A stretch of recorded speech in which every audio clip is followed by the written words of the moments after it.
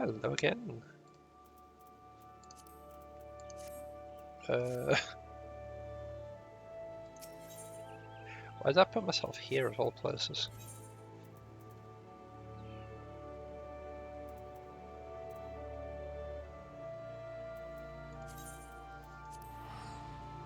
Anyway, hello, greetings, welcome.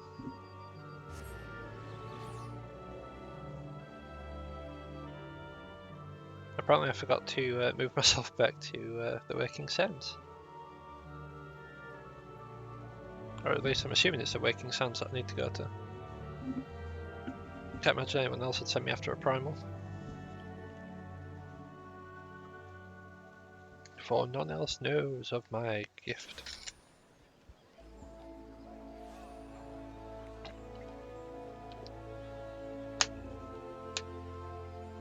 We'll just be a nice little trip to the I forgot what they're called. Retainer people. That's what they are. The retainer people.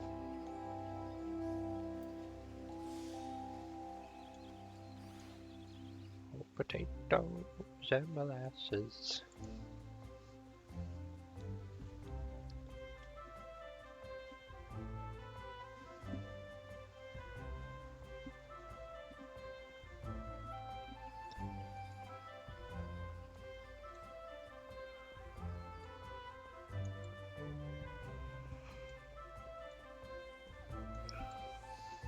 Nice outfits, these.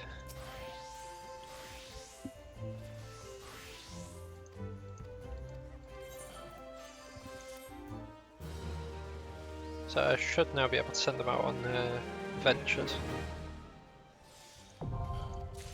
Unfortunately, I'd want to actually get some gear for them before I actually did anything like that.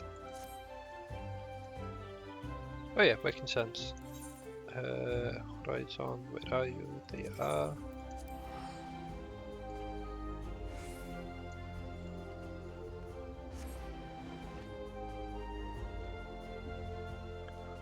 Potatoes and molasses.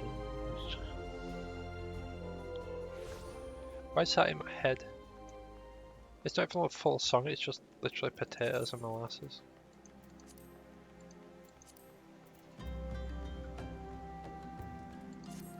At least be alright if it was a full song. Just lurking away my brain spaces. But nah.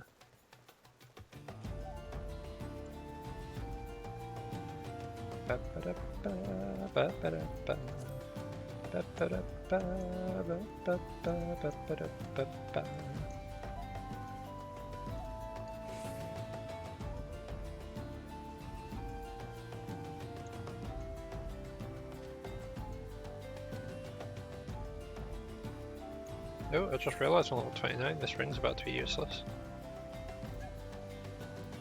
I mean, not completely useless. It's got stats on it.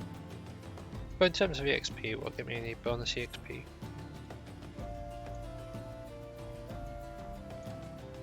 It's actually online. Quite a few people. Nice.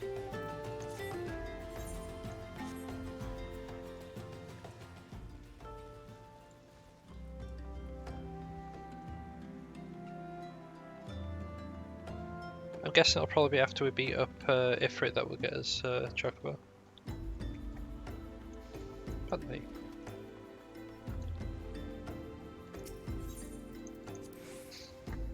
The Lord of the Inferno.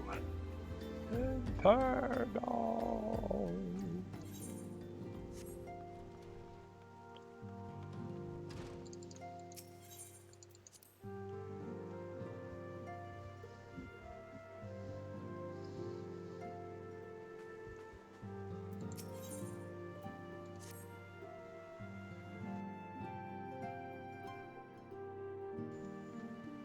Word has arrived from Thancred concerning our ongoing investigation.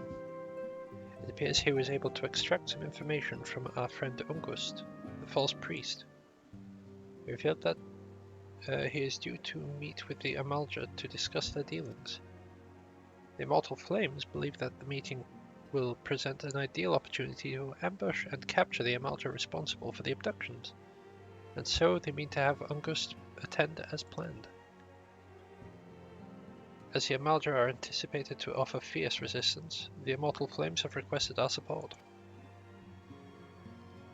I would have you provide it to them. Thancred is presently attending to another matter, but will join you as soon as he is able. Until such time as he does, you will be the Scion's sole representative on the ground. Before he left, he bade me to tell you, save some for him, such as his confidence in you, a confidence I share.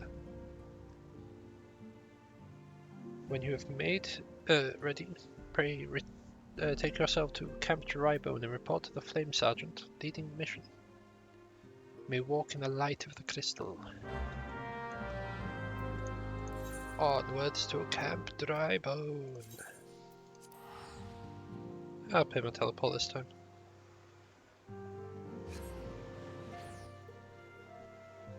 Oh yeah, need to refresh that one, otherwise I'm going to be RP walking. RP walking for eternity. And today.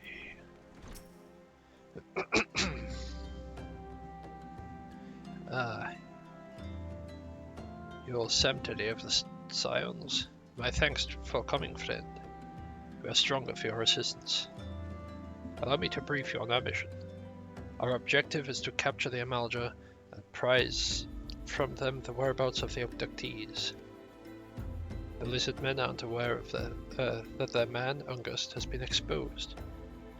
When they come to the rendezvous point to meet the traitor, they'll soon spring the trap.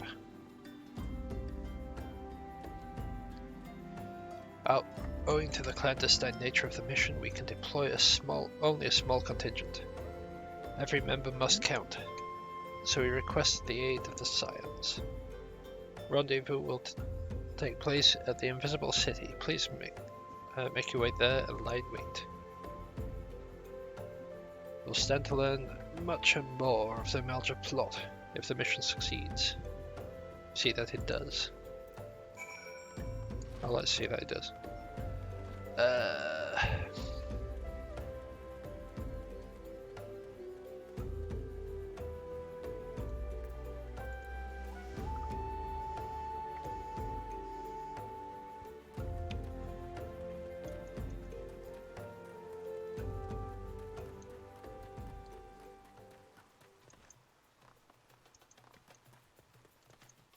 Ba-ba-ba-ba.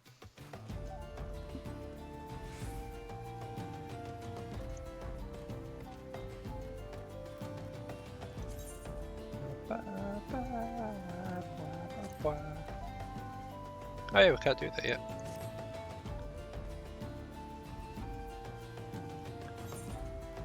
I wonder if that's what the other thing was. I wonder if that's where I could actually do a quest there.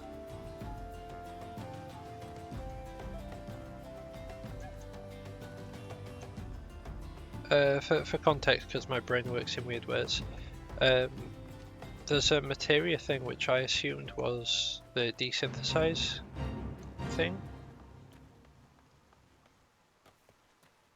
but it might have been to essentially claim materia by breaking down the spirit bond.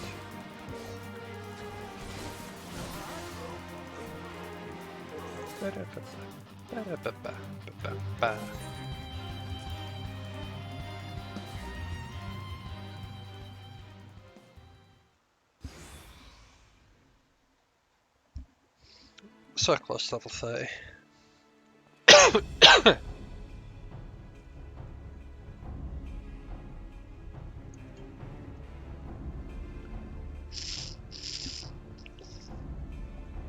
Is the bait in place? Our man is in position, sir. Good. We make our move as soon as the Amalja appear. Yes, sir.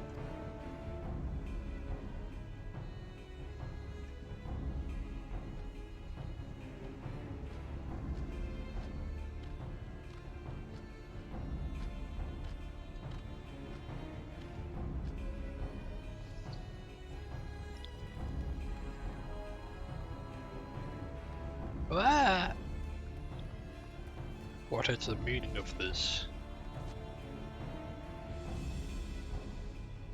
Wait, something's amiss.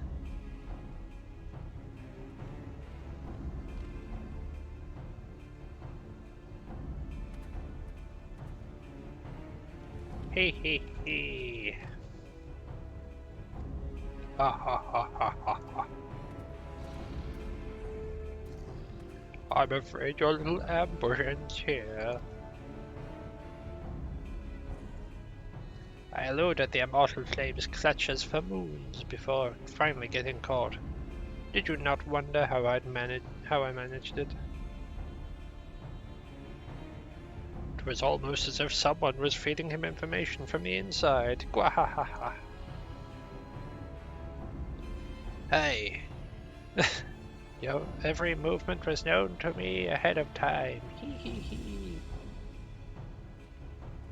Now, as much as I'd love to chat a while, I have appointments to keep.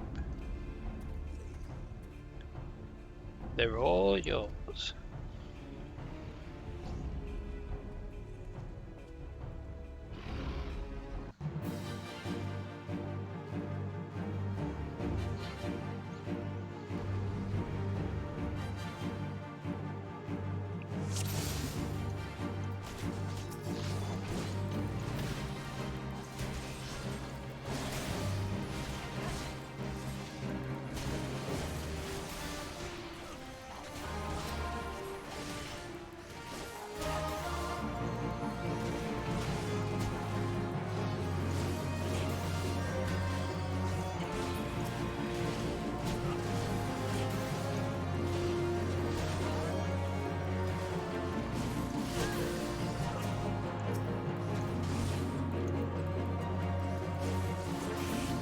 Stab all these down.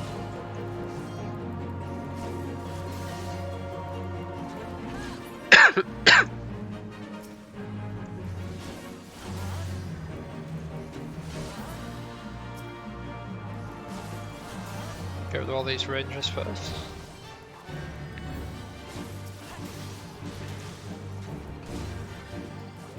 I have to introduce this guy to Stabatha.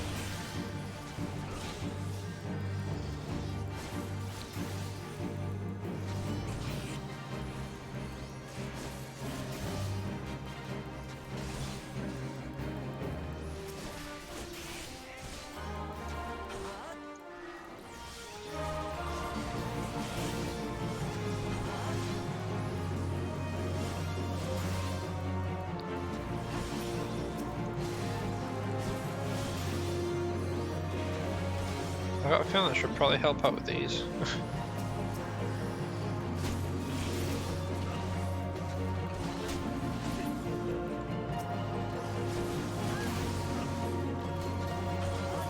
Oh, there's quite a few.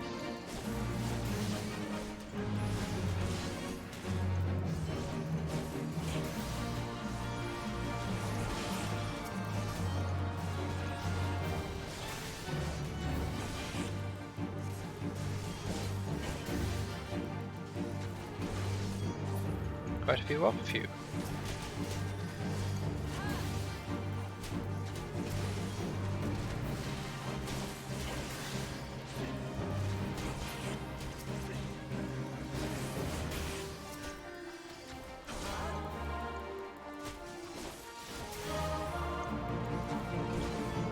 Oh, that's just Thaumaturge. I mean, I saw that earlier, but like, just a shame, isn't it?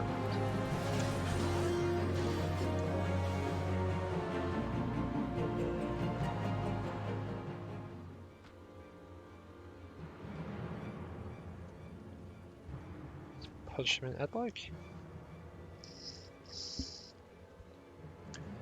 Put up your weapons or your comrade's a dead man.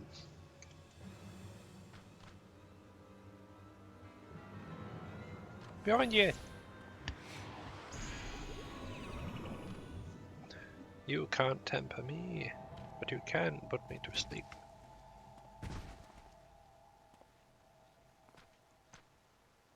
Bring him the rest of your march. Traitorous scum.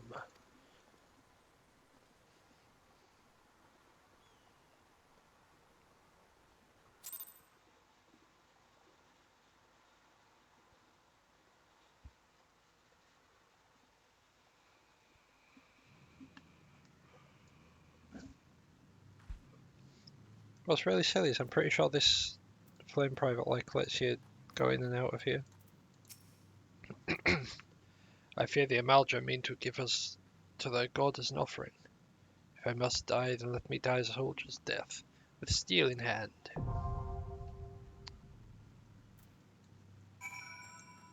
There's the entrance. Is that how we leave?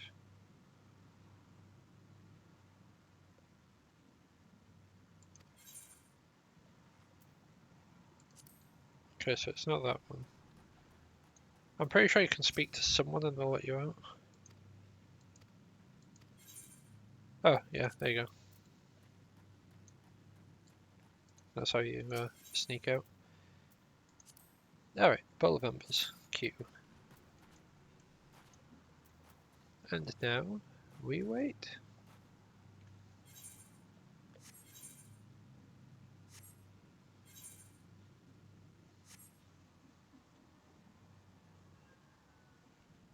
It's a weird noise. Right. No, not HUD. System. Audio. Wow, it's actually like no music here. Is there any ambient sound?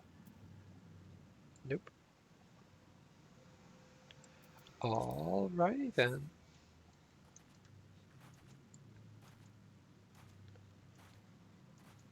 Guess we just wait for that.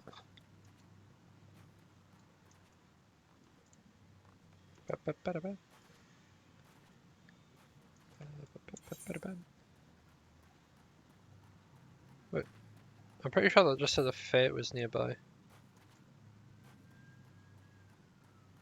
But there's nothing in this zone. This is like the entirety of the zone.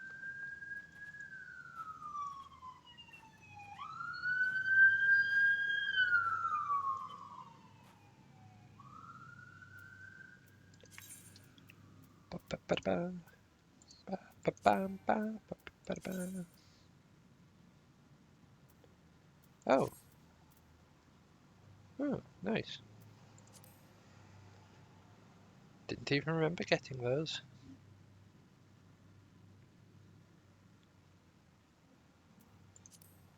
Oh yeah, this guy's literally just a lancer, so I don't need to worry about gear sets at present. If I decide to level something up later, then well, sorry, something else up later.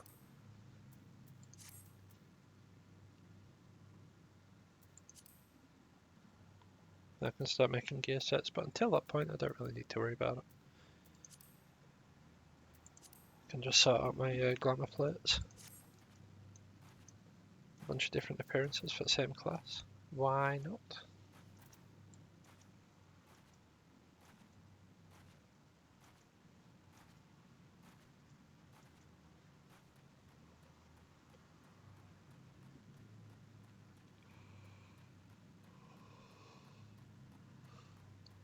Ah.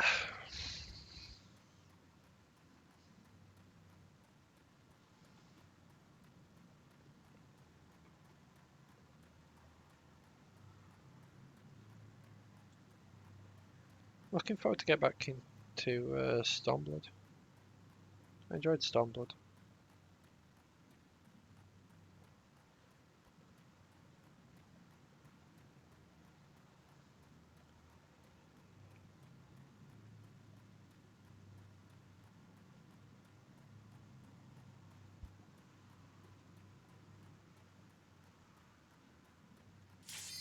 Oh, there we go. Nice.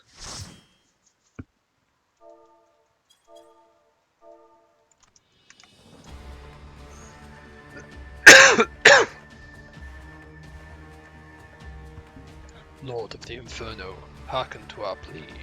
Lord of the Inferno, deliver us from misery. O mighty Ifrit, Lord of the Inferno, your humble servants beseech you, grace us with your divine presence.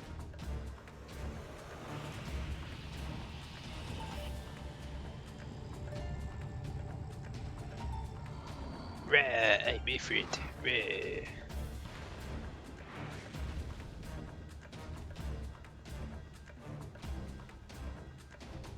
O mighty Ifrit, we bring before you ignorant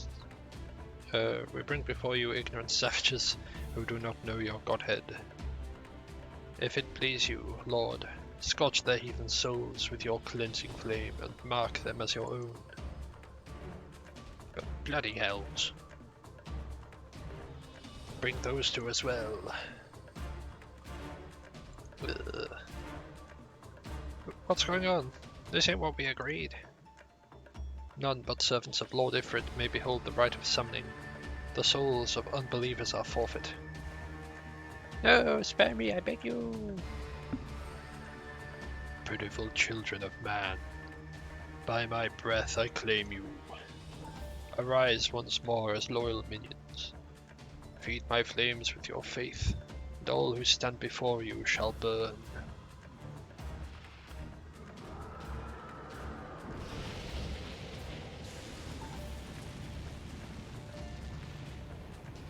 Ah, slightly settled. O mighty Ifrit. O my one true God.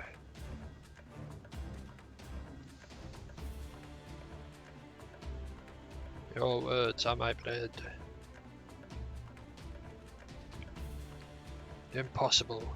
By what sorcery do you resist my master's will?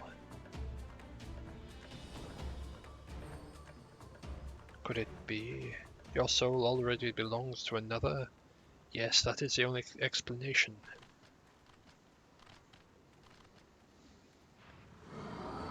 My soul belongs to Hydaelyn.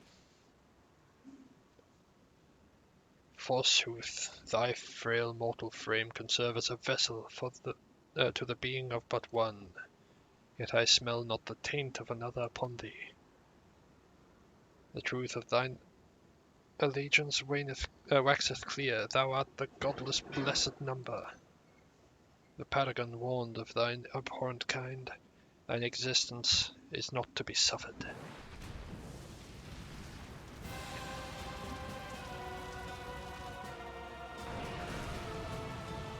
Rah!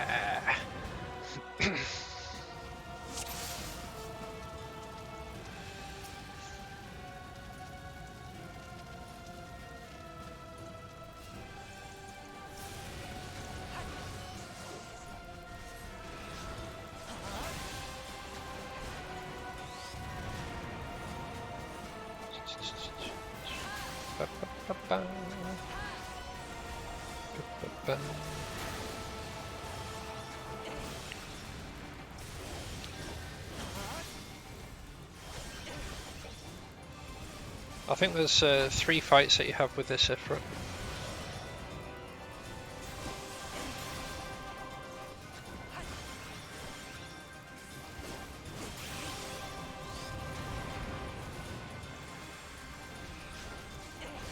You have the normal, hard, and extreme fights. Oh.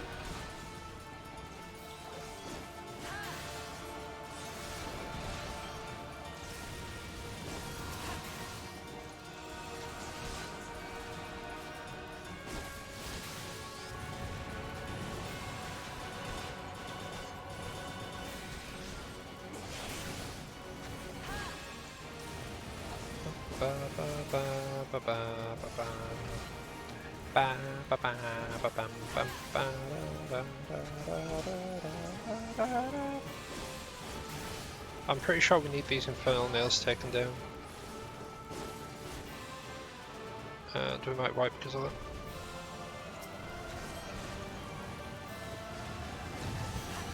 Yep.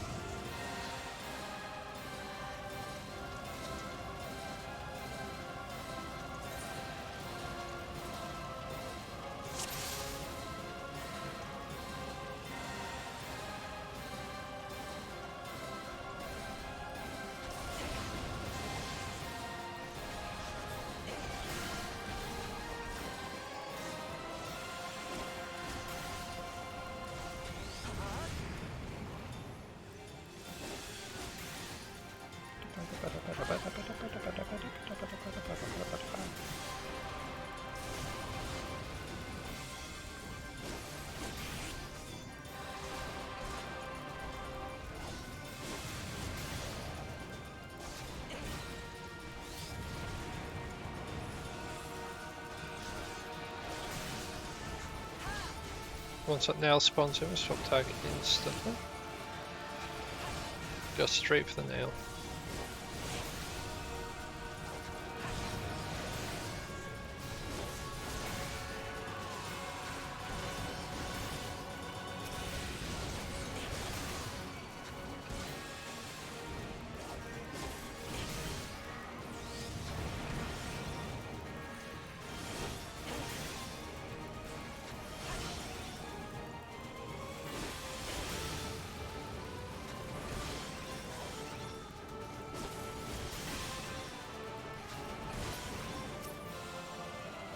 Right, we should survive this now.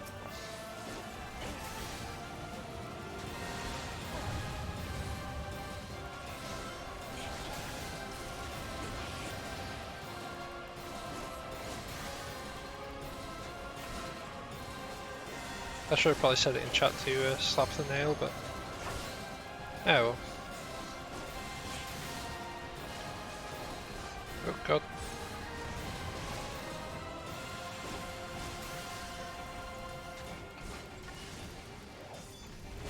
I may be a sprout, but I know what's up.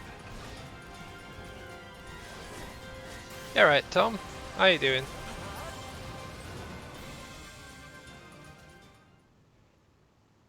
Now, personally, I believe the only person that deserves the thing from this dungeon is the tank.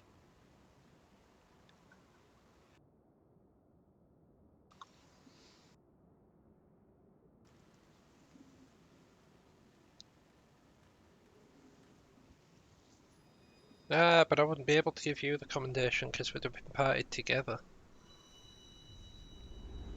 Speaking of, are you at work at the moment, or are you playing?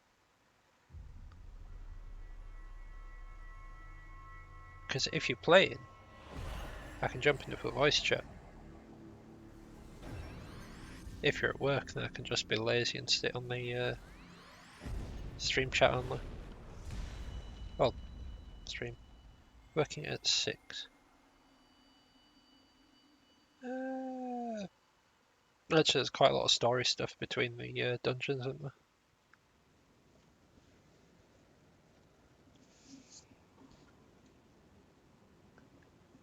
Pray forgive my lateness.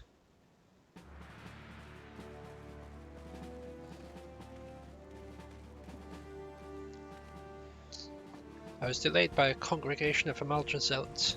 I swear, each seemed more evangelical than the last. Persistent lot.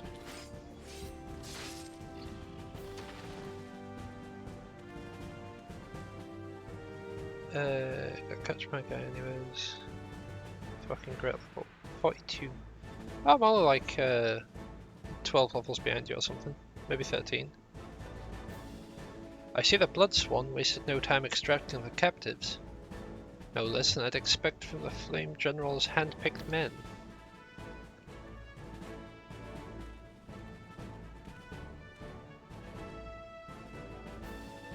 As for those two, it's fair to say their hardships have only just begun. They have much to answer for. I feel I owe you an apology. Had I known the mission would have been so dangerous, I would have never left you to face it alone. You have been given a veritable baptism of fire. Nah, it's fine, mate. But let us continue this conversation in more agreeable surroundings. Camp Drybone, shall we say? Nice way, sir.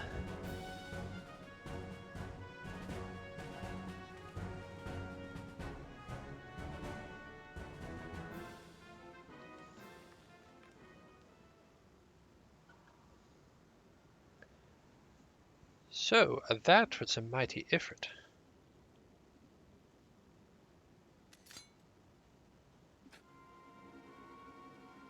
What a disappointment he was. The readings are nowhere near what I had anticipated, even taking Uldan interference into account. You should know better than to rely on 5-year-old data left by the 7th Legion. Nor can we expect any form of support from the motherland given the troubles at court. We only have ourselves to rely on. Ever the pessimist, my dear Livia. Promise me you'll never change. We've wasted enough time here. I don't remember what voice I just gave her. That meter of yours is too old to give any readings worth a damn. Not that there was aught worth a damn for it to read. But I take your point. I suppose we must content ourselves with the knowledge that we've achieved our primary objective. Yet I find that I am troubled by that adventurer's unexpected show of strength. Could such a foe prove a hindrance to our plans? Perhaps, but that is a consideration for another time. You have been given a task. That is your priority. I suggest you treat it as such. Fail to do as my lord commands, and I will spare him the trouble of punishing you.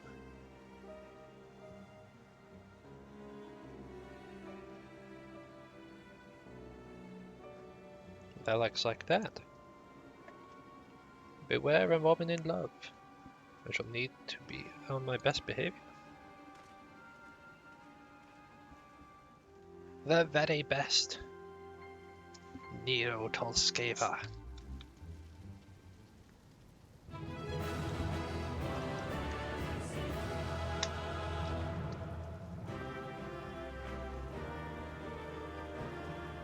And we only wiped once because only I actually used the mechanics.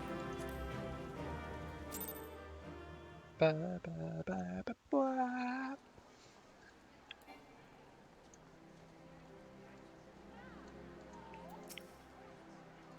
Ah, there you are.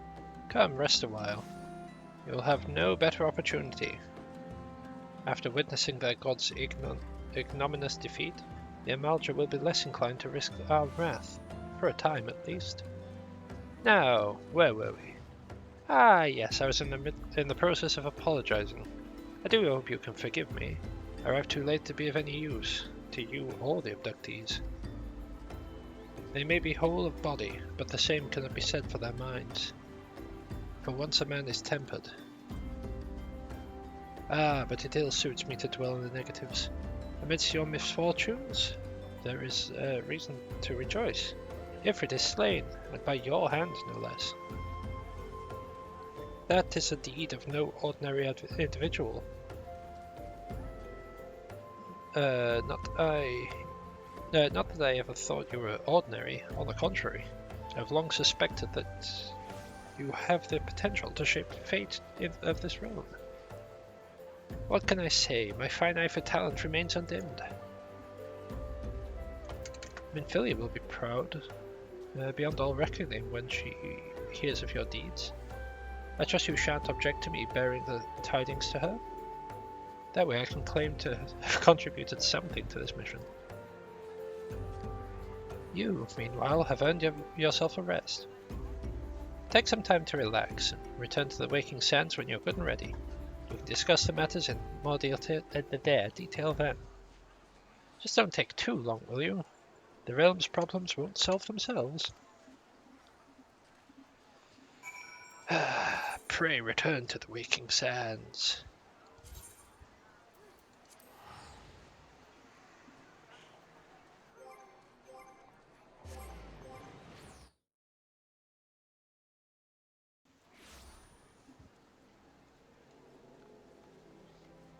So, my button to mute on Discord is my numpad plus, and I've gotten into the habit now of pressing both that and my mute button on OBS. That's why you got a little that pop up.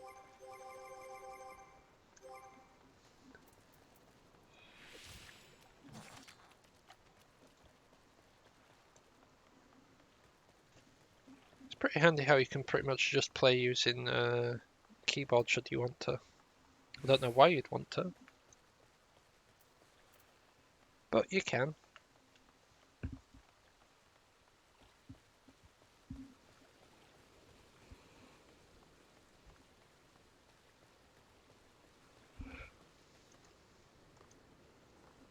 Yeah, Tom, how are you today?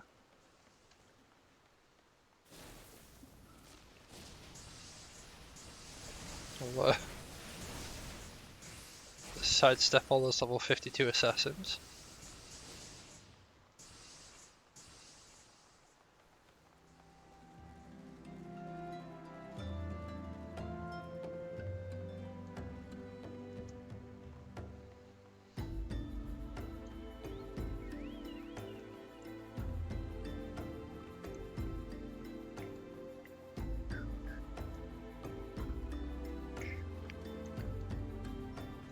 Up. And back in we go. To the time, to the waking sound. Ah, the triumphant hero returns. Thancred told us all the news upon his arrival. He is presently in the Solar giving the full report to Lady Minfilia. You should join them at once. Lady Minfilia is most eager to see you. What? Me? My late arrival nearly cost Sam Teddy his life. I wasn't there when the Amalja took him prisoner. And I wasn't there when they served him to Ifrit. Yes. Yes, by some... I'm pretty sure that is actually supposed to be yet. Yet by some miracle, he survived. But that does not excuse the fact that I should never have had him... that he should never have had to face such dangers alone. I failed him utterly. Just as I'm failing you all. What's done is done, Thancred. You can ill blame yourself for every.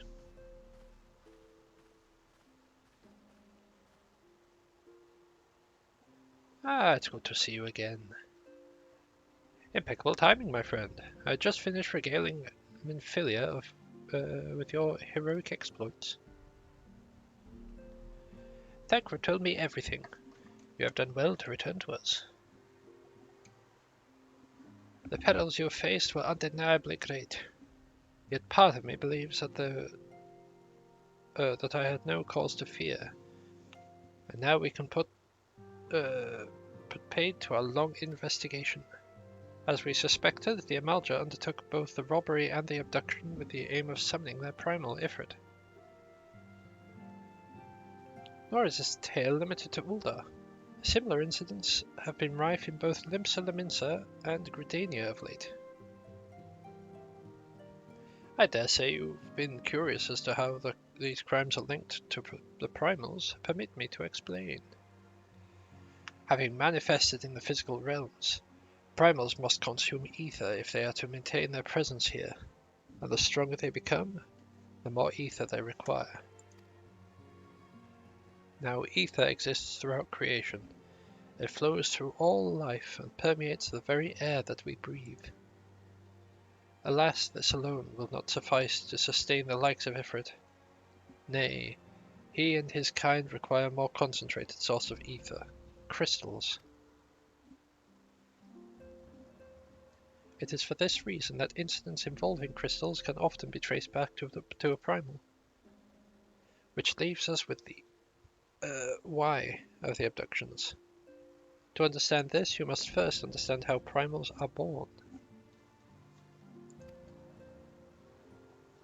When all is well with the world, primals possess no physical form.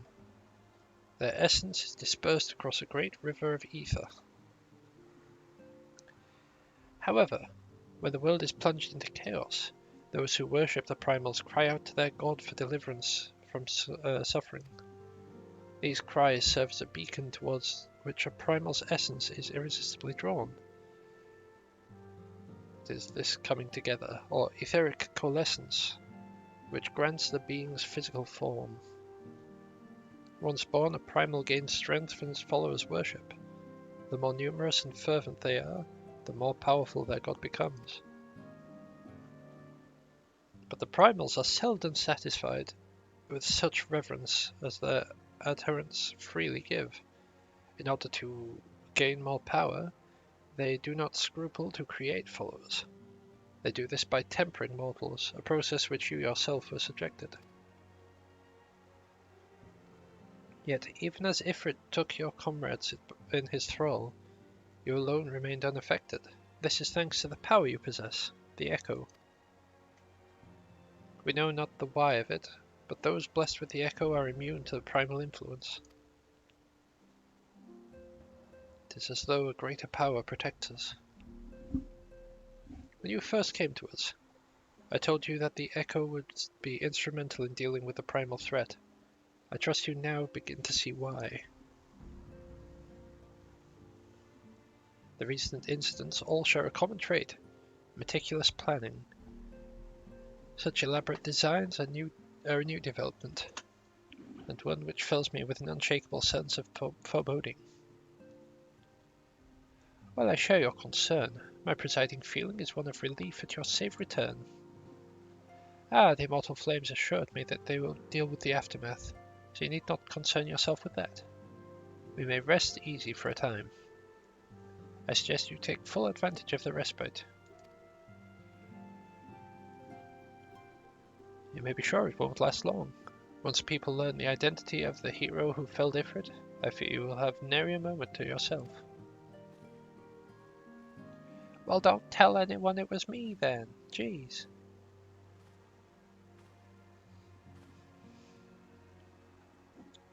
Whether she intended to or no, Minfilia neglected to tell you something. Something I think it would be best if you heard from one of us. It concerns the tempered abductees that were rescued. I'm sorry to report that they were all put to death. The flames with whom you were imprisoned included. Needless to say, this information must not be made known to the public. I swear to you that we would not do this if it were any other recourse. That once a man is tempered, he is tempered for life. His very existence lends strength to the Primal, whom he cannot choose but worship. And so we Scions continue the fight. But no more innocents need to be sacrificed. I hope that you will come to stand with us. But I should be going. I must offer my apologies to the Flame General for the losses of his people suffered. Till next time.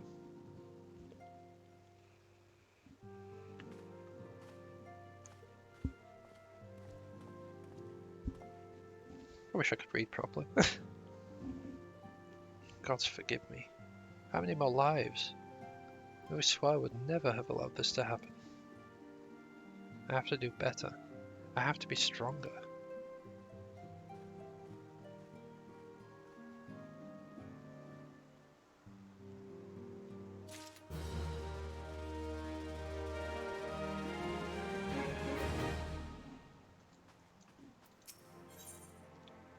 A hero in the making.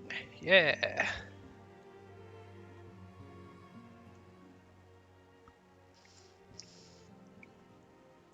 Until not so very long ago, you were but one of the many adventurers seeking to make their way in Eorzea. But for your character and courage, you were raised to the esteemed post of envoy. Thereafter you travelled the realm, aiding those in need without thought of reward, confirming to Ida and Paplimo that the Scions would benefit from your aid. No sooner had you joined us than you personally bested the Primal Ifrit. You have achieved a great deal in a short time, and won fame in doing so. Alas, fame does not come without a price, as you will soon discover.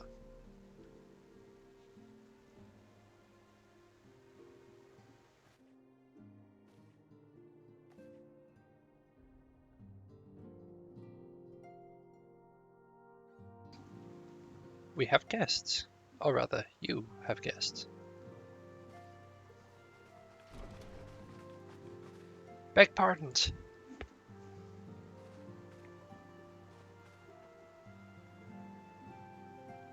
Lady Minfilia, radiant as always.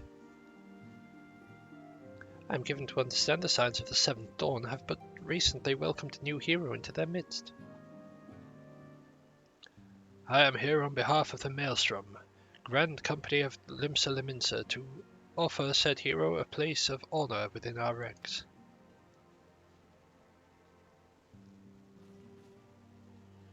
As you can see, your recent exploits have garnered you the attentions of the Grand Companies of Eorzea.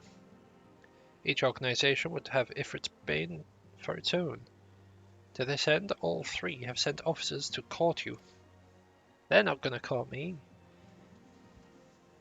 They would not ordinarily go to such lengths to enlist a new recruit. What they have is evidence of their high regard for you. I find myself wondering how word of the deed spread so quickly. That the Immortals' flames would know of the triumph is to be expected, but what of the other grand companies? Tataru? Eep.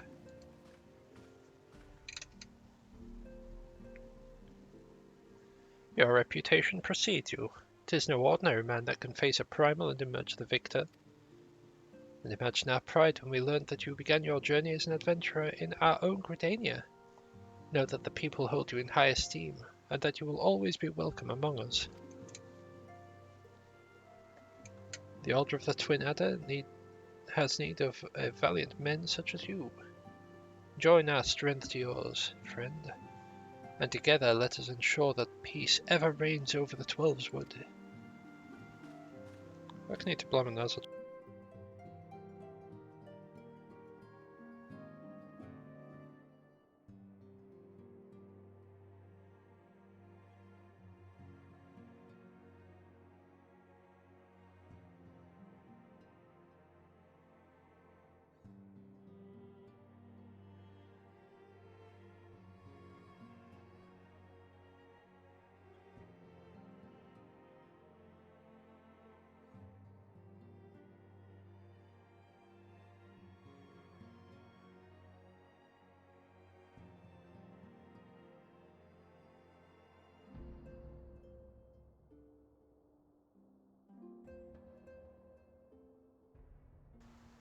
Sorry about that. What a pleasure it is to finally meet you.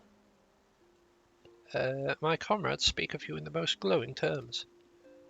A man of your talent belongs with the immortal flames. Join your strength to ours, friend, and together let us secure a prosperous future for Ulda.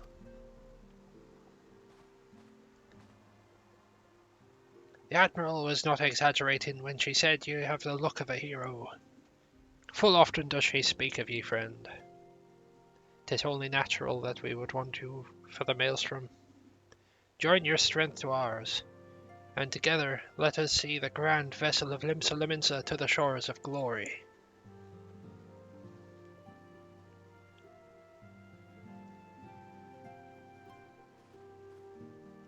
Lady Minfilia. Very well. Though I'm quite sure you need no reminding, mayhaps a brief summary of the situation would help clarify thoughts on this matter. As you know, the Grand Companies are all encompassing organizations empowered to call upon the martial, economic, and technological resources of their respective city-states in times of strife. There are presently 3 such organizations in Eorzea: the Maelstrom of Limsa Liminsa, the Order of the Twin Adder of Gridania, and the Immortal Flames of Ulda. Serving a Grand Company means serving in the nation which it belongs. You will be charged with its defense and tasked with advancing its cause. In some return for your faithful service, you will be furnished with various rewards, some of which may prove useful to you in your other endeavors. If you are agonizing over which Grand Company best deserves your loyalty, be at ease. The commitment you make this day will not need to be permanent. Should you wish to shift your allegiance later, should you wish to shift your allegiance at a later date, you are entitled to do so, and yet I concede that it is no small choice you face. A thought occurs to me.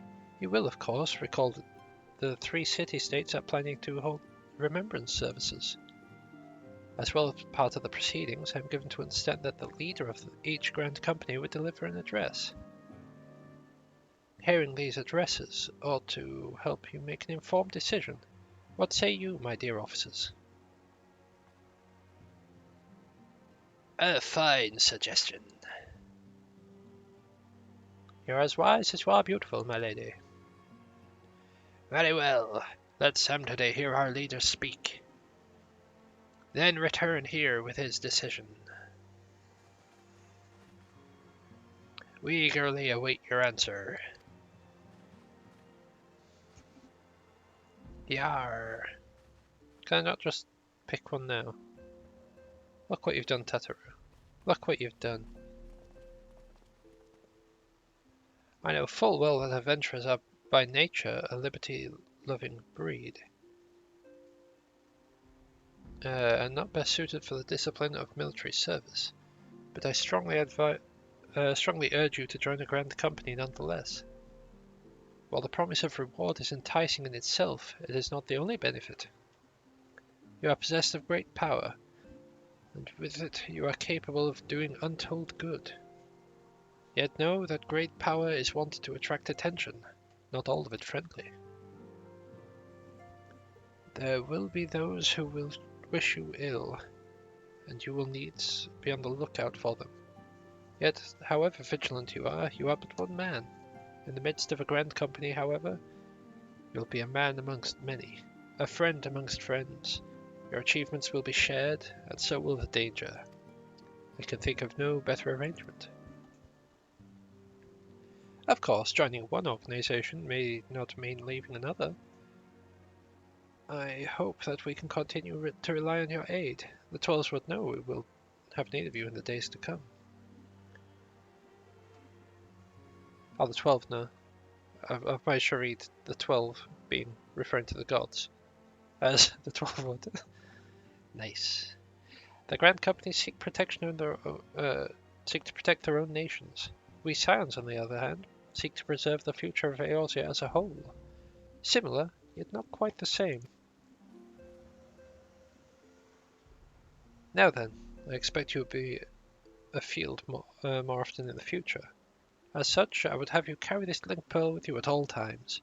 It will allow us to stay in touch regardless of location. Eorzea is changing, and you have the power to help shape it anew.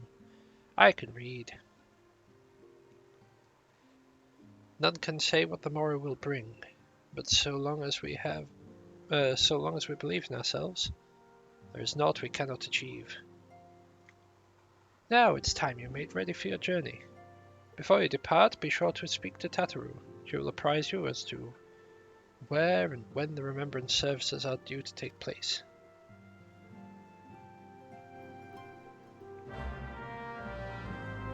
But I just want to pick Twin Adder now.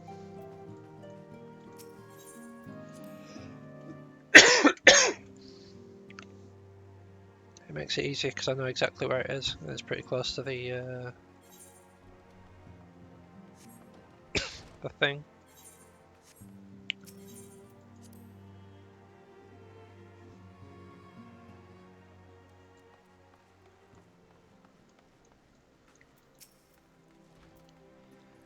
I'm sorry about all the attention you're getting. I might have sung your praises a little too loudly, and often. A few too many people. Next time, I'll be sure to hold my tongue, literally if necessary. Anyway, I expect you want to know when and where the remembrance services are taking place?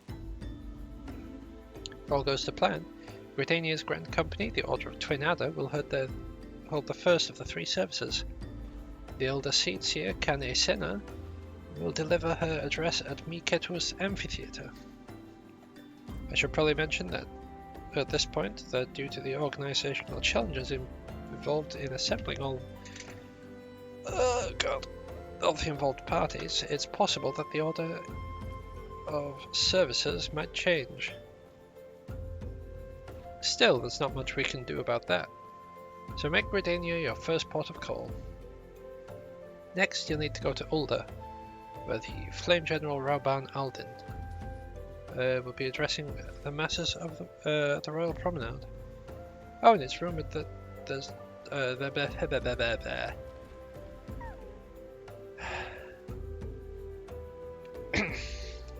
it's rumoured there's to be a special guest. How exciting! Last but not least, you'll make your way to the stateroom in Limsa Laminsa, where Maelstrom Chief Admiral Milwib Bluffisfen? Look. It's Melvib Bluffisfen will be giving her address. The room is accessible via the Admiral's lift. Identify yourself to the sentry Xanthale, and he will admit you. Got all that? Well, off you go. I hope you'll find the Remembrance services suitably educational. I suggest visiting the city-states in my in my prescribed order, though with your record of impeccable timing and luck, the schedule may very well change in favour of your preferred travel plans. Farewell. Basically, that's just a go do it, and it'll be there when you arrive.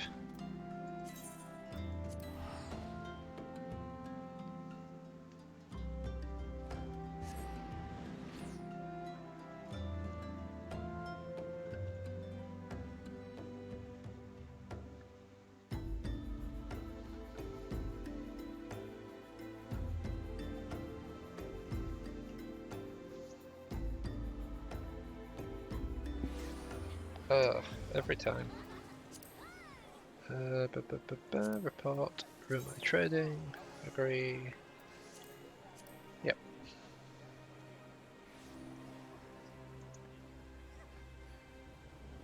Why did I even run away from that? What a silly sausage I am. Direct to Miketo's amphitheater.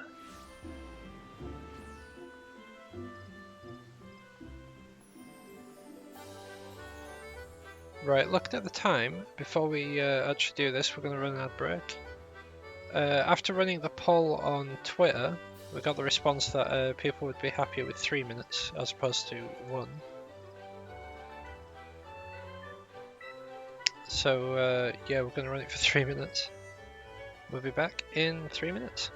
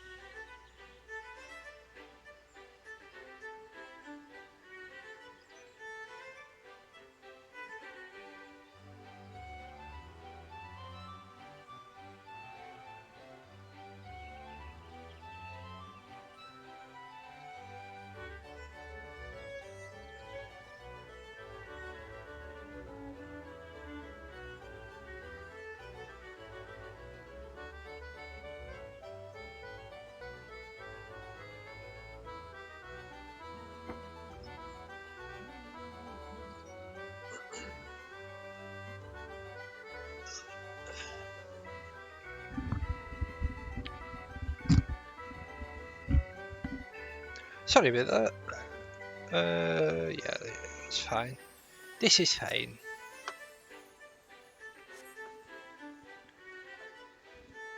Yeah, it took a little bit longer than intended. I lost my son to the calamity. The 3 seed seers are all together. Some say you couldn't take a step without stumbling over a body.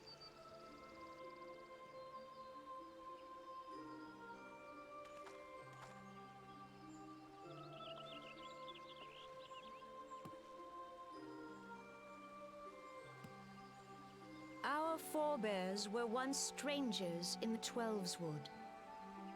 Fearful of the Green Wrath, they hid themselves in the dark recesses of the earth.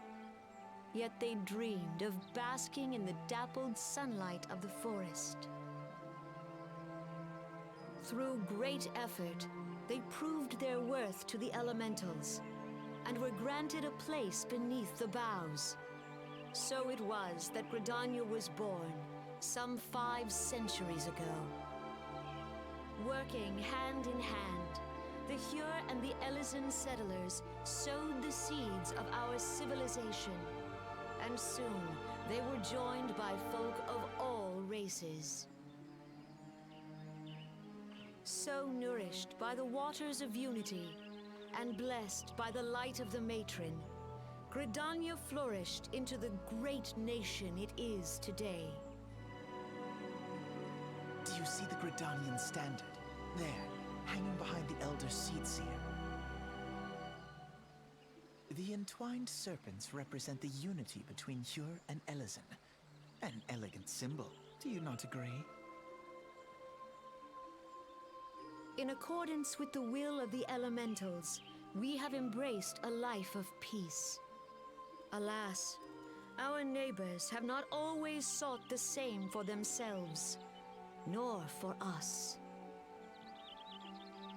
Though we Gridanians have no love for war, we have still less for those who would threaten our way of life. Ever have we fought to protect the sanctity of the Twelveswood.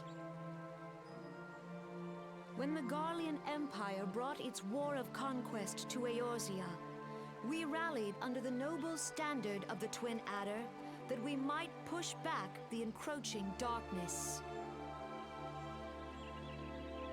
And it was we who prepared the ground for the reformation of the Eorzean Alliance, that all the peoples of this realm might stand united against the common threat.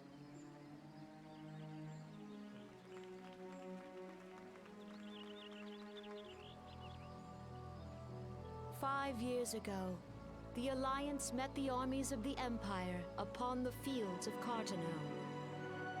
It would prove the bloodiest battle in recent memory. Countless Gridanian lives were lost. As Supreme Commander of the Order of the Twin Adder, ever shall I bear the weight of our people's sacrifice. Alas, their loss was not the only tragedy to befall us that day, for soon came the calamity.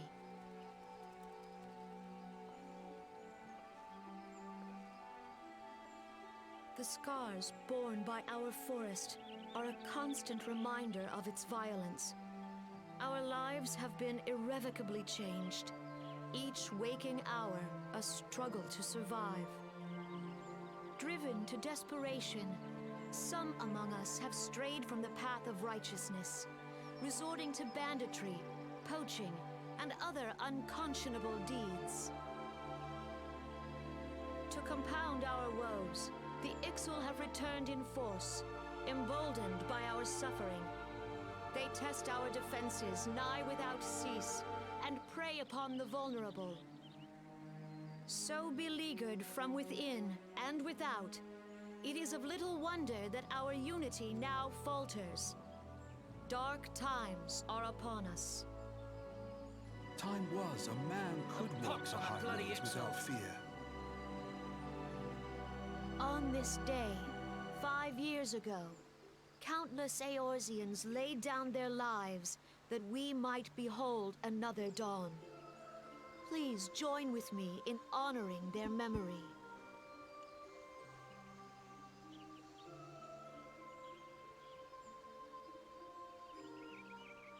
And how do you propose to honor the memory of those you cannot remember, pray tell?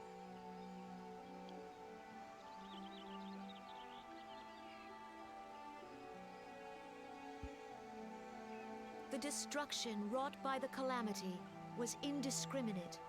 It dealt death to Eorzean and Garlean alike. Yet while we have labored to rebuild our homes, to rebuild our lives, the Empire has set about raising steel fortresses here in the Twelveswood. Let none be mistaken. The Garleans remain the greatest threat to our survival. If we are to stand against them, we must remember what it is to be united. Our many troubles blind us to the woes of our fellow man. Thence is harmony lost. Yet harmony is the founding principle of Gridania.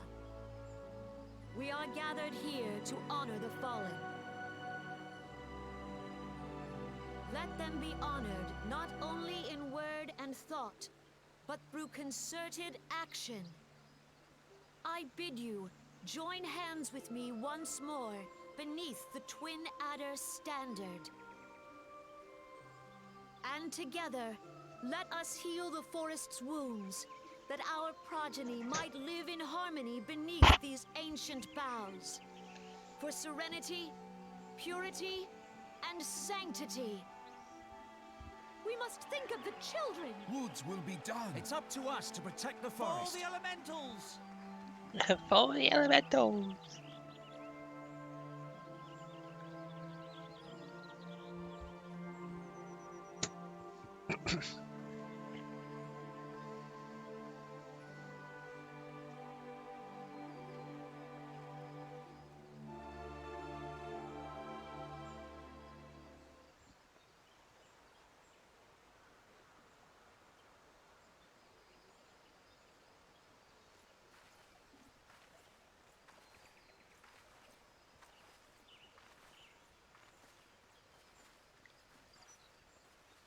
If you'll permit me, Alfie no. And my sister, Alize, at your service. I saw at a glance that you were a fellow traveler. Oh god, the You voice might is so call weird. us students of history, sampling the realm's remembrances in pursuit of enlightenment. It sounds so weird.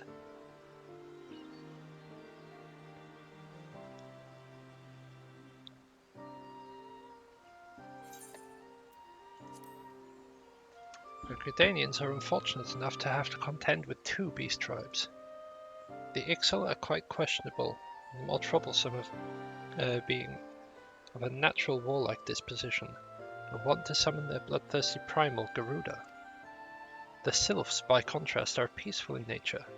Being mischievous rather than malevolent, they have long been on friendly terms with Gridanians, until recently at least. Alas, they have grown aloof, and a change of observed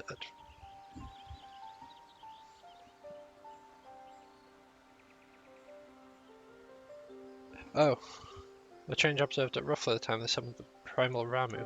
Sorry, I was just trying to work out what this could have actually potentially been, but it was right anyway.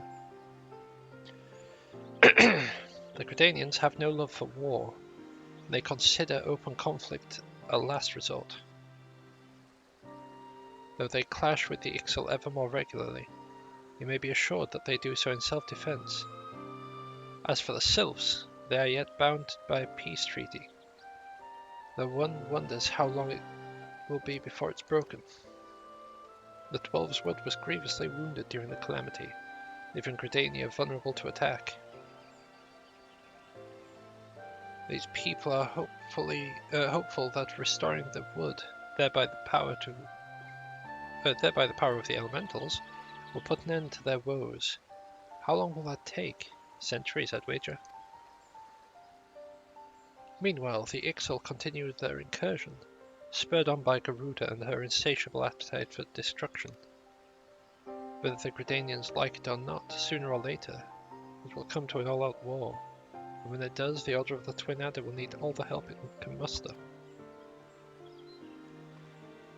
How valuable might the aid of an capable adventurer prove to them? Well, perhaps we'll find out, if the Elder Seedseer's words fell on fertile ground. Nod.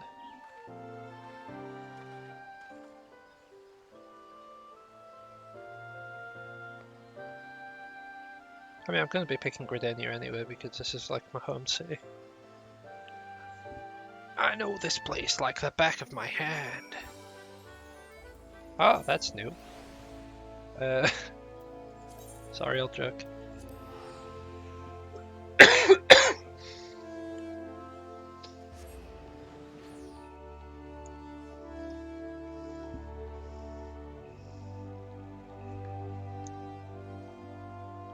I need to keep drinking water, otherwise my voice is going to die.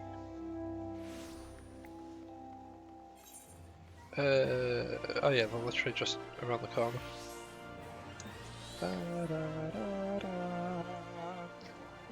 Oh wait, Royal Promenade. No, not here.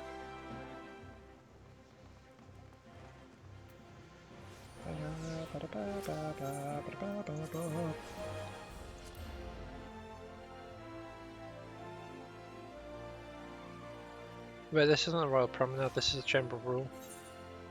Oh, it's like literally just over there, that's fine.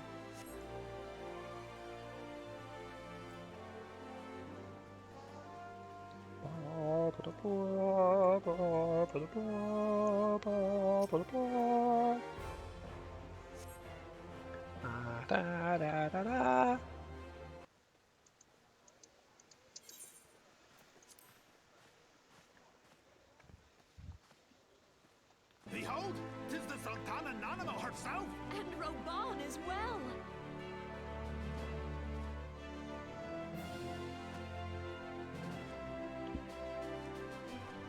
Hark you, souls of flame, drawn to the bosom of the desert, where the fire burns brightest and shall rage forevermore.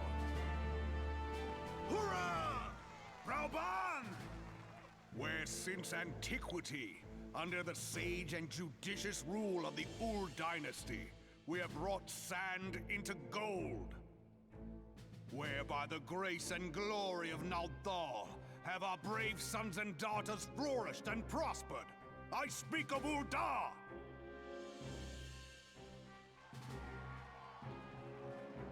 There, at the Flame General's back flies the Grand Company's standard. Note the sigil. The golden scales of order balance the jewel of prosperity with the flame of might. Great and many are the gifts our nation has given the realm.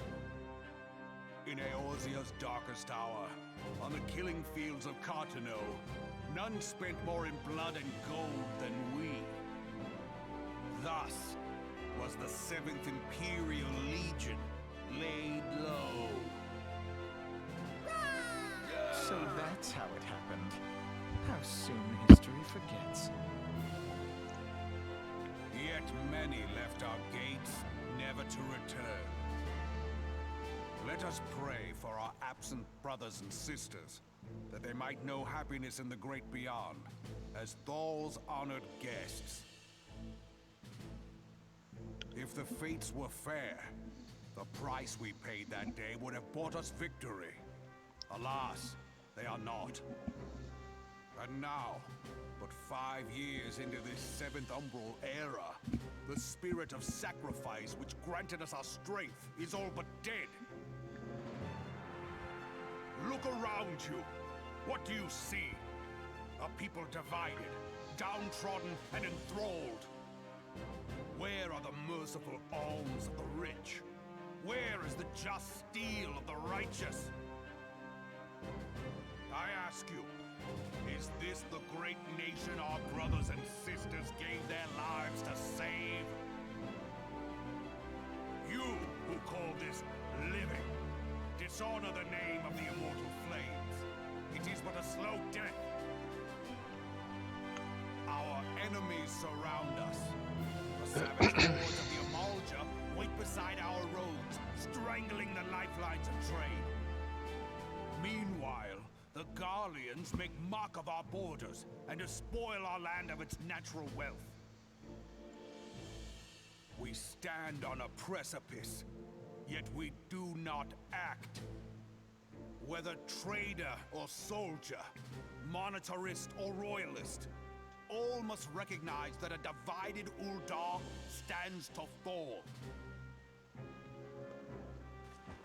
Victory and fortune walk hand in hand. Ye who seek glory and wealth, look not to what little you can snatch from your neighbor, but to the boundless wealth of the world beyond. Now is the time to unite. Now is the time to ride forth. In the name of the Sultana, I beseech you. Line not your own coffers, but those of the immortal flames. Seek not to prosper from Uldar, but to restore her to prosperity. As the realm prospers, so shall Uldar. As Uldar prospers, so shall her people. Ja, for Uldar! Together we are one.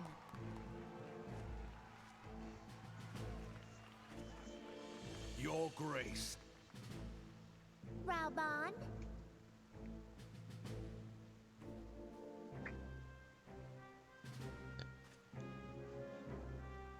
People of Uldar, I, Nanimo, 17th in the line of Ul, address you. Much has been made of the wealth of Uldar.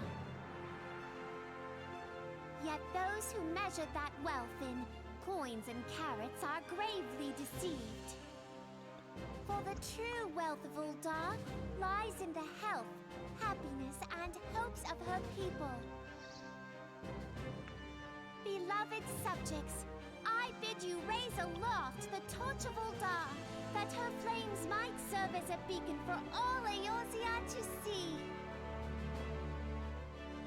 Long live Nanamo! Glory to the Sultana! For victory and fortune, stride fearless into the inferno, for we are, by fire, reborn!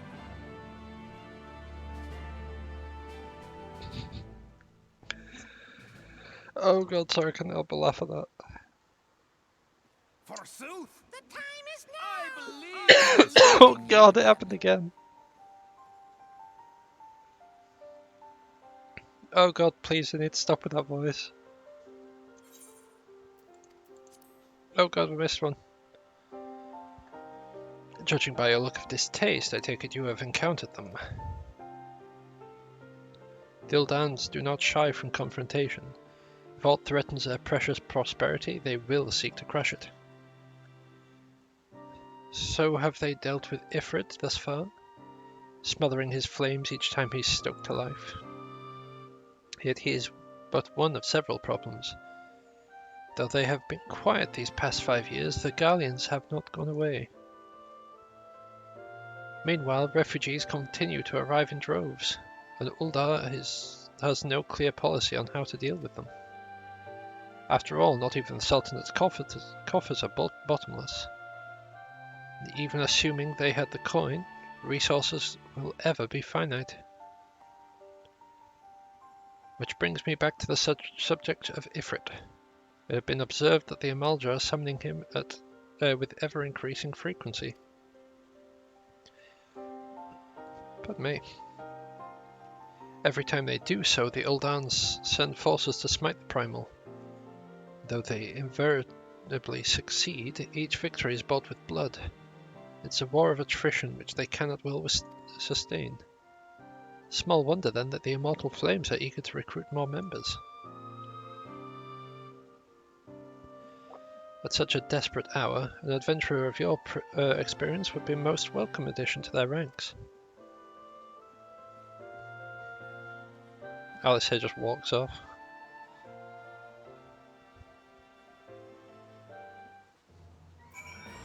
I do what I want. You don't know me. Da, da, da, da.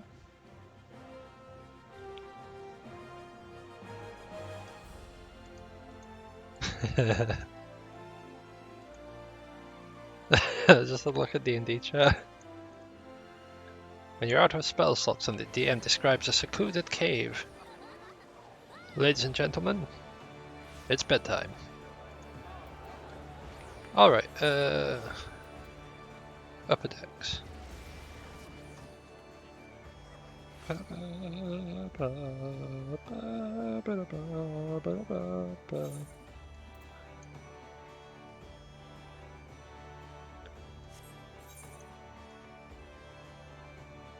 So, you want to be a culinarian, do you?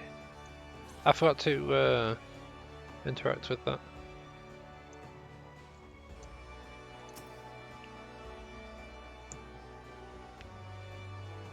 Oh, wait a sec, did I get the one?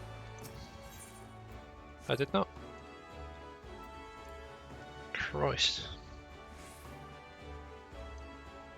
Tell you what, whilst we're here, I'm going to grab this one up here.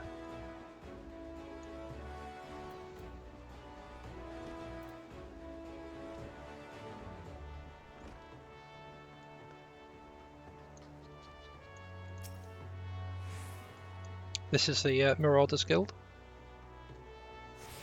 So if you wanted to tank with a big axe, you go right there.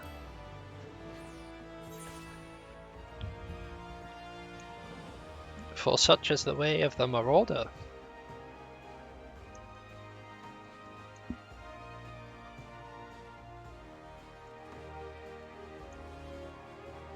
It's Daft Punk.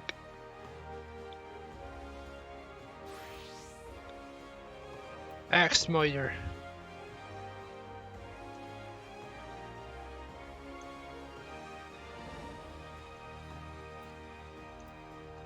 What's this one? Yeah, I don't need to do that one. That's a side quest that unlocks the hairstylist.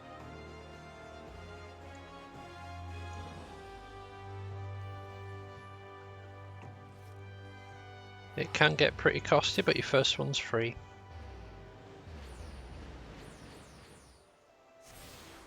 Right, why did I even come here?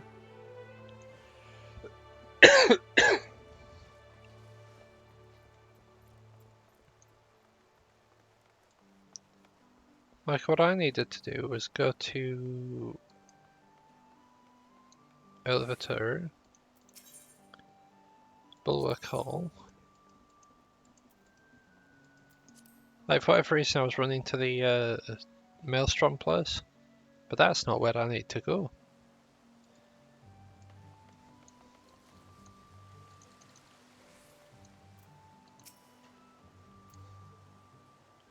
Here to attend the remembrance service. Be quick, the Admiral is due to give her address at any moment.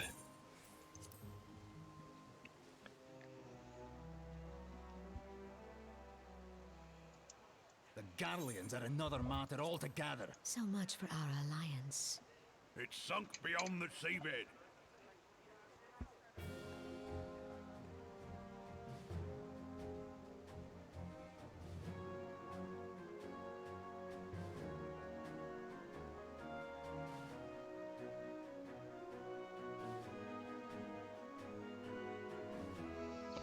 Brothers and sisters of the sea, hearken unto me. Look upon this, our mighty crimson standard, and tell me your hearts do not swell with pride.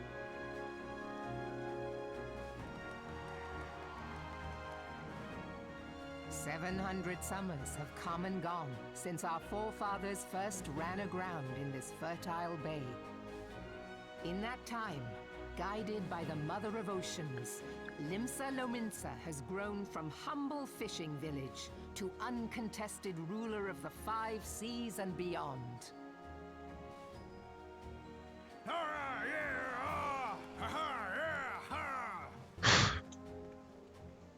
Did you look as the Admiral bid you? It is a rather stirring standard, I must say. The Crimson Field is meant to signify the blood of fallen crewmates, while the Black Longship represents a pirate vessel.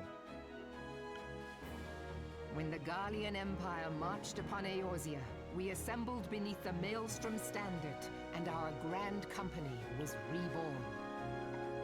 All answered the call, from the Knights of the Barracuda to Hilfir's bloody executioners, and together we met our would-be conquerors upon the field of Cartano.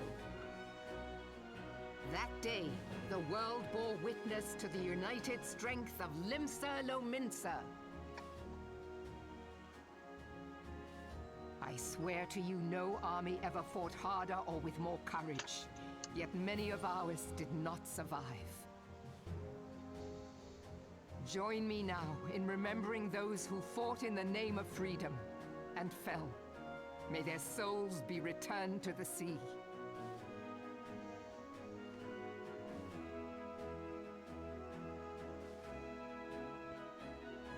Freedom. Yes, they have always been rather fond of their freedom. Much as the beast tribes have. Small wonder. Beneath the surface, one would struggle to tell them apart. It has been 5 long years since the calamity struck. 5 long years of tireless rebuilding. Yet still the wounds of the calamity fester and weep. But when I stand atop the mizzenmast and gaze out upon our battered and broken vessel, I see an undying spirit. Did we not build all this from the wreck of the Galadian all those centuries ago? Shall we not do so again? Yet there are those who would see this ship of ours sink beneath the waves of the restless Rotano. The Sahagin creep ashore seeking blood for their accursed god. Those fishbuck The Sahagin have risen? While the mines of Ogomoro spew forth kobolds who push ever south, despoiling our lands as they go. These savage beast tribes will be the first waves to crash against our creaking hull. And behind them swells the grim tide of the Garlean Empire. Even now the Curs fly their flags within our borders. Doubt not, but that they will be upon us ere long. We are well nigh surrounded. Yet there are those among us who would rather turn their swords against their crewmates than our cannons against our foes. How can we hope to repel our many enemies when mutiny breeds below deck? There is but one course left to us. One bearing that will bring us victory over the beast hordes and the Empire both, and see this ship safe to port. We must mend the rift the Calamity has reopened twixt Pirate and Maelstrom, and stand fast with our adventurer brothers against the coming tempest. Mark ye well, a crew without unity is no crew at all. 'Tis but a mass of drowned men. To me, then, brothers and sisters of the sea, gather beneath the undying crimson standard, and pledge me your strength, your skill, your wisdom. And with the guidance of the navigator, this great vessel of ours shall ride the waves, till sea swallows all. Long live the Admiral! Admiral Melvin! Gather the lads! Oh, where's me cutlass? Oh, where's me cutlass? Seven hells, Admiral! Ah, where's me cutlass?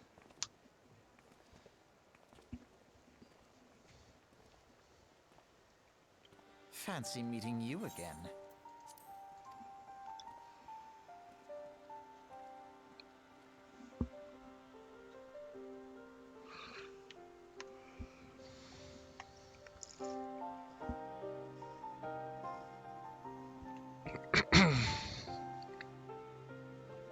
As the Admiral mentioned in her address, Limsa Lominsa is plagued by 2 beast tribes. The first, the fish-like Sahagin, worshippers of the Primal Leviathan. The second are the kobolds who dwelleth beneath the earth, and take Primal, Titan for their god.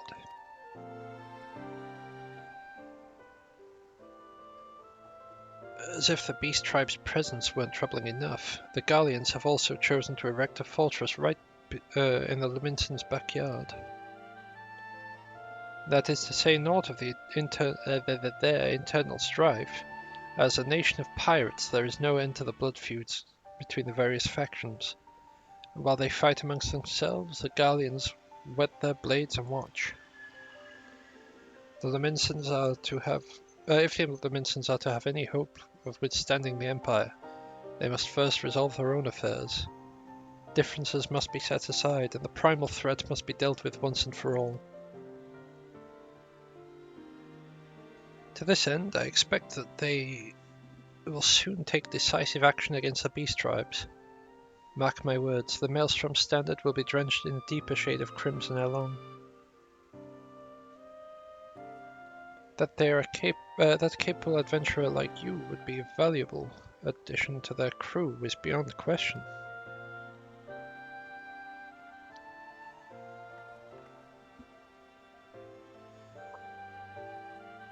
I still think that I'm gonna go with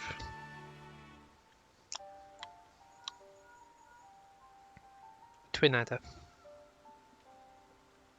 Mrs. Menfilia, you are well, I hope. Oh, it's a Mrs. Menfilia, you are well, I hope. Would I be correct in thinking that the final remembrance service is now concluded? A moment ago, you say. What a coincidence. Jesting aside, I trust you remember our guests from the Grand Companies. Well, delighted though you. We are to have them with here at the Waking Sands. It would not do to keep them in suspense any longer than necessary. In short, hurry back. Pray return to the Waking Sands. They're creeping me the math out.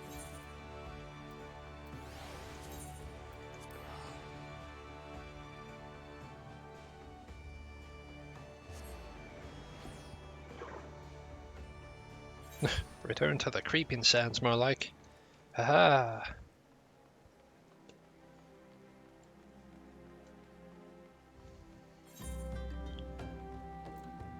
Da da da da da da da.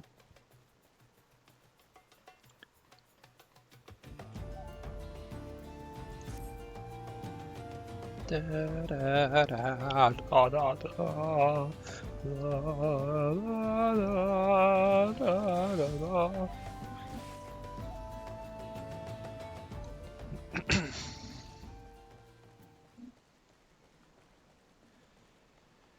Oh god. Why do I have to have songs stuck in my head from like a kid's show? Even then it's like a really dark kid's show.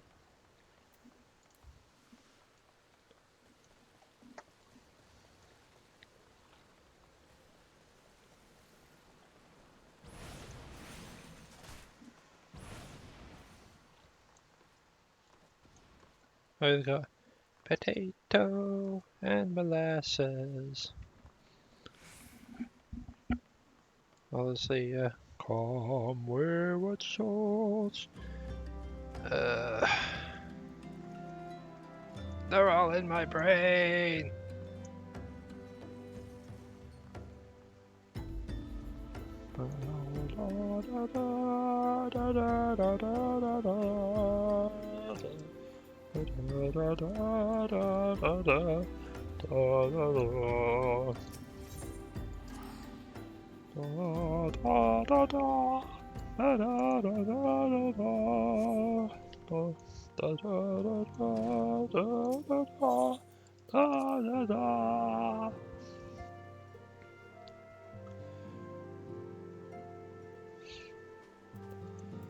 Alright. Welcome back. Were the Grand Company's leaders' words illuminating as you'd hoped? Each nation is beset with problems. I trust you see now why your services are much in such demand. Would that there were more of you. But you must be tired from your journey. Why don't you rest a while and take a moment to reflect on your decision? Once your mind is made up, pray give the Grand Company officers your answer.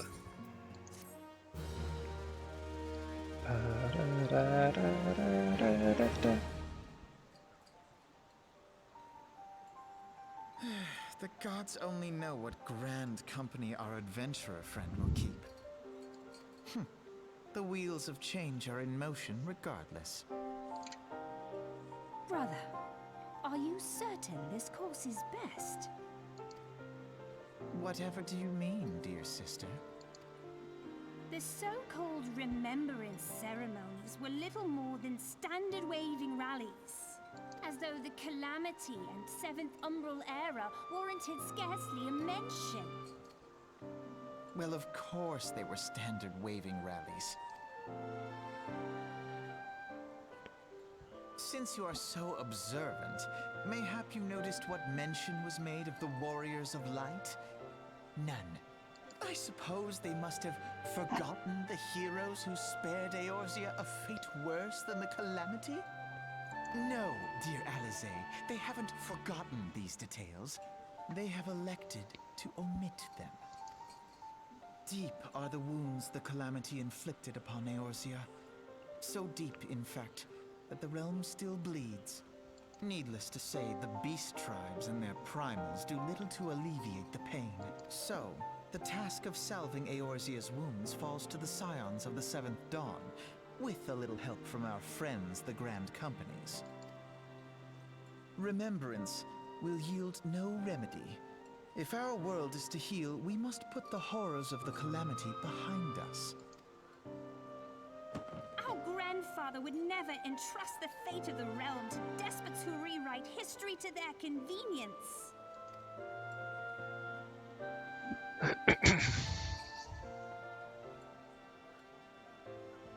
There must be another way to cure what ails this world, and I mean to find it. You are most welcome to try. Our paths may differ, but our destination is the same. In time, I dare say we will see eye to eye. I should hope so. My lady! We are to escort you. Hope does not come into it. We share the burden of this fate, dear sister, and will prevail together or not at all. The salve will serve not only to close up our present wounds, but prevent old ones from opening anew.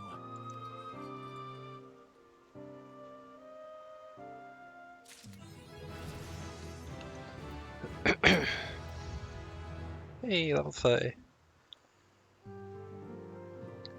Ah, I take it the Elder Seatseer's words have touched your heart. Have you resolved to entwine your destiny with that of the Twin Adder? Yes. You have chosen wisely, my friend. The Elder Seatseer will be overjoyed. Without further ado, let us speak of practical matters. In order to complete the enrollment procedure, you must report to the Adder's Nest. Yellow dye. I dare say you know it well from your wanderings in New Gridania. Give your name to the personnel officer there. He will guide you through the formalities. I have no doubt that your deeds will bring great honor to our order. When next we meet in Gridania, I shall be proud to call you brother. Don't call me brother, that's weird.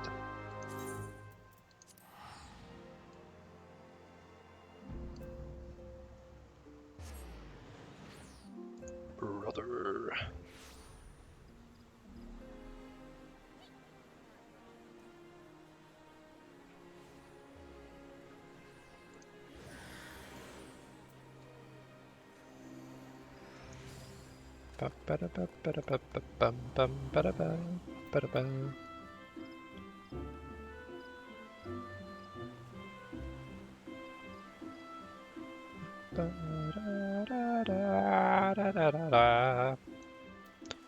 Right.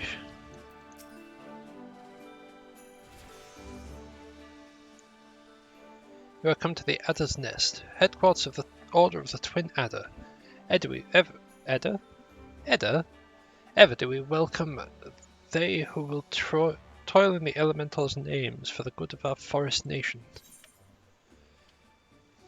I'm here to enlist if you'll have me. Ah, might you be Sam today? I thought as much. Our recruitment officer said word that you would be coming. It's a pleasure to meet you and an honor. It's a pleasure and honor both to welcome you to our ranks. Now let me gather the relevant documentation. Sir!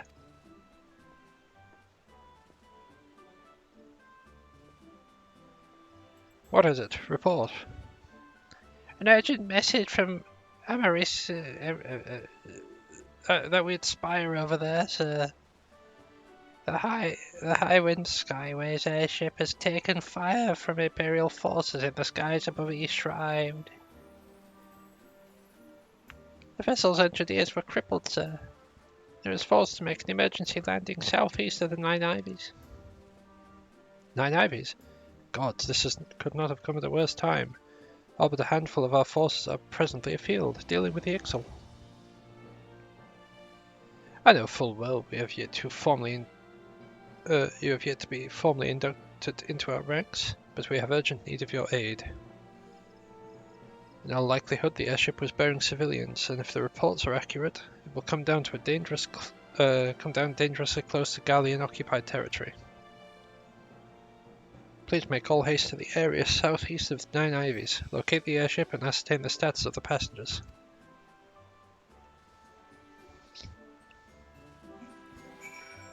That's nice. That's a nice outfit.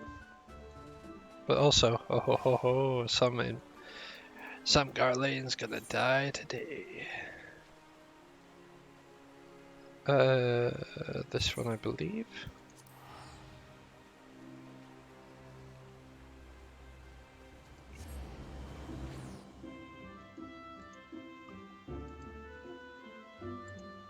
Ba ba ba ba da da da da da da da da.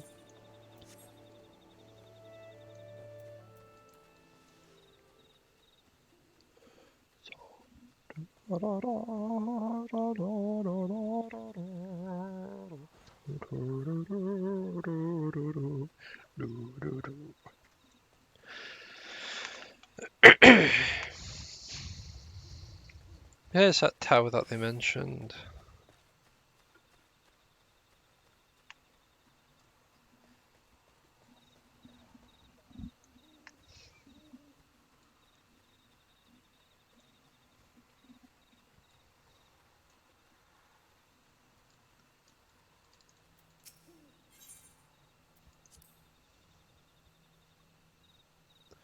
Tra-la-la-la, tra-la-la-la, chop the wood to make the fire.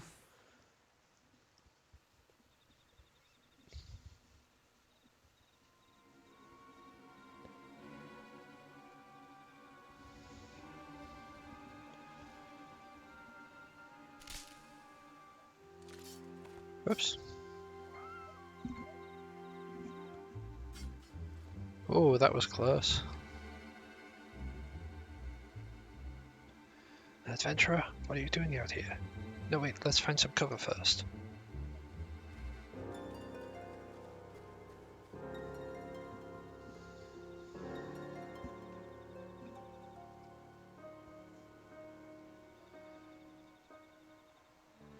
I felt out of breath.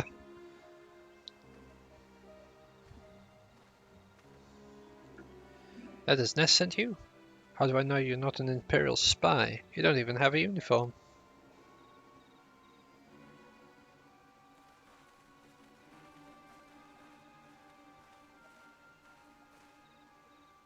Peace, friend. We mean you no harm. You're an engineer of Garland Ironworks, are you not?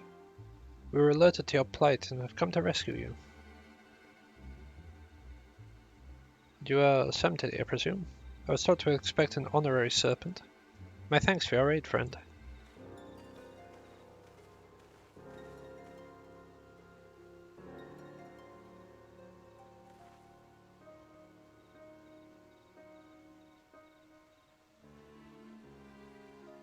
No, there is another. Never seen a craft of this design. It must be Garland's work. There is no end to this. Is there no end to this man's treachery?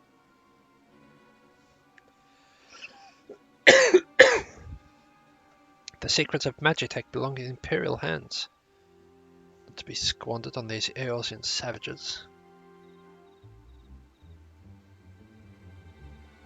We're taking this craft back to the fortress. Dismantle it if you must. Bring the engineer. Someone must pay for Garland's crimes.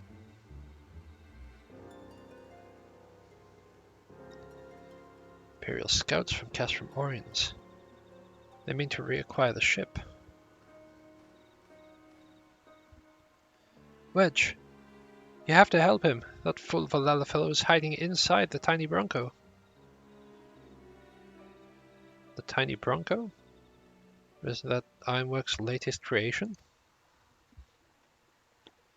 It's the first airship we've built since the Calamity. The first since Master Garland. Well, since he went missing. After years of work, she was finally ready for her test flight. She was soaring, she really was.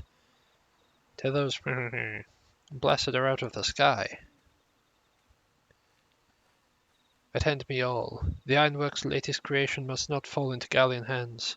We shall strike them first, swift and sure, and rescue the engineer Wedge. I trust we can rely on your support. Well, yeah. I came here, didn't I? May the matron watch over us. With me!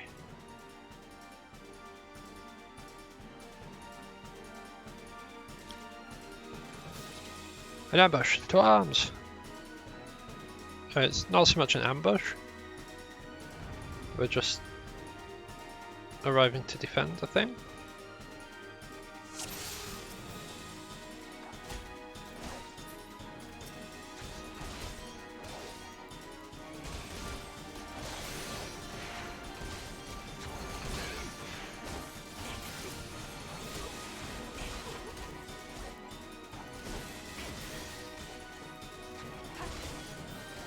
Right, they'll be fine up close.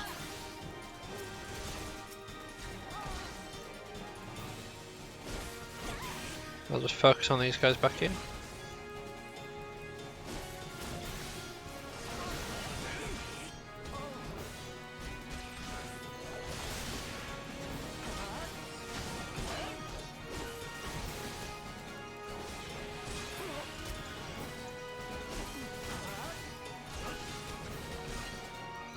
Stabby shab. Ah, my eyeballs.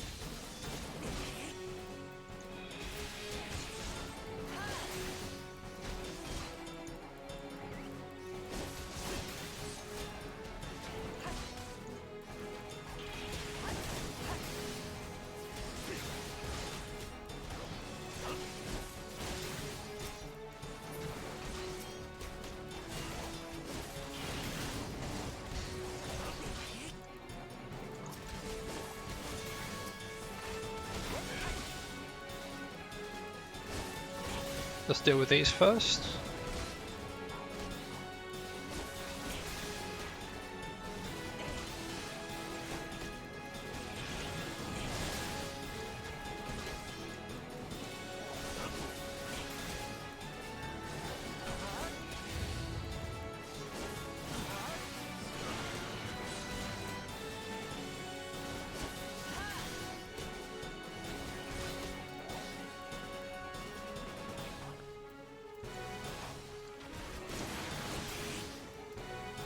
Oh, get back here, you.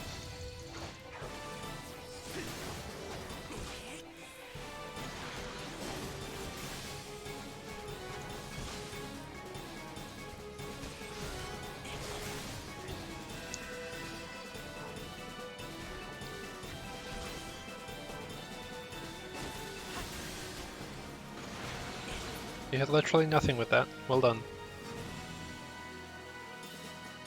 Congratulations, you missed. Pigs.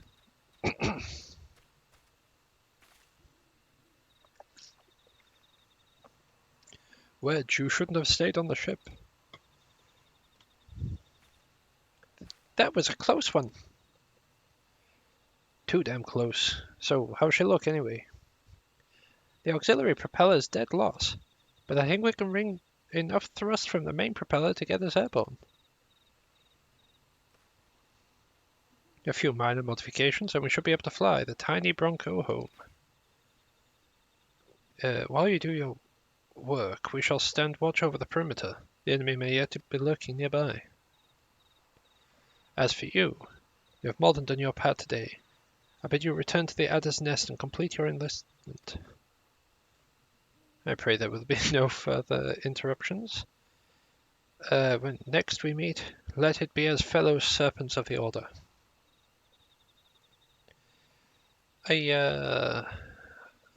Sorry, wrong voice. I just wanted to say sorry, for calling you an Imperial spy and all that. Got that one wrong, didn't I? Haha. Seriously though, if it hadn't been for you and the Twin Adder lads here, we'd be chained up in a dungeon by now. I'm in your debt, friend. We both are. Wedge. Thank you. We're very grateful.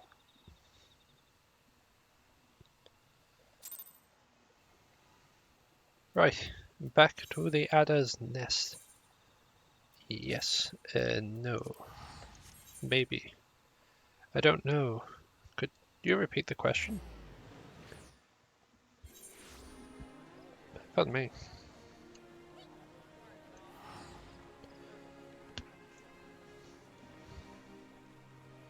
Yes, no, maybe.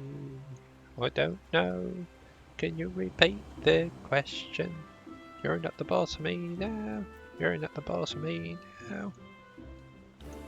You're not the boss of me now, and you're not so big. It does my spirit well to see you have returned. Word arrived moments ago from the team at Nine Ivies. Lest you worried, the 2 engineers are safely on their way. The lieutenant informs me that you were instrumental in the mission's success. Had you not found Engineer Biggs when you did, and helped us to rout the Garleans, things might have been very different. And all this before you were even inducted into the Order.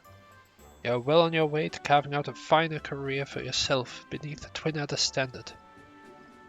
But without further ado, let's see to your induction. 12 willing, there won't be any further interruptions.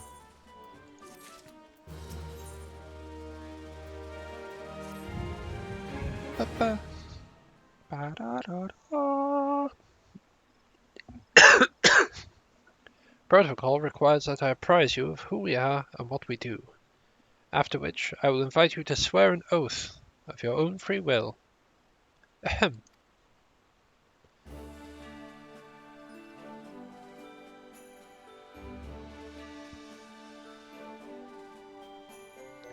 The Order of the Twin Adder is a Grand Company of Gridania.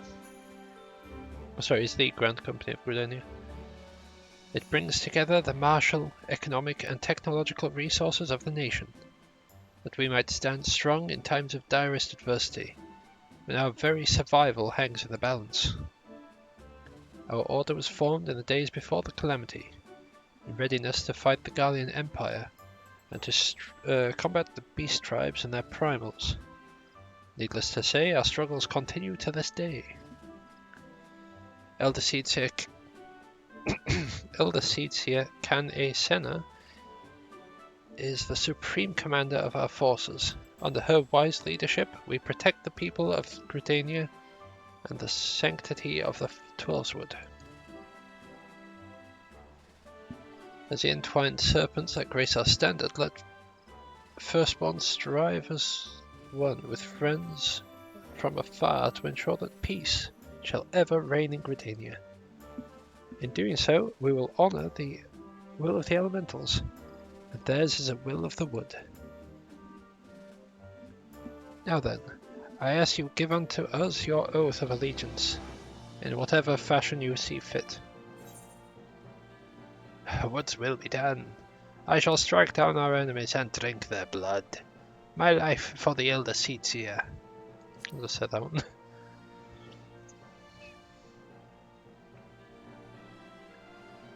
So you know the words of our grand company. That is well. Bound by this common belief, let us strive to preserve all that is good in this great nation.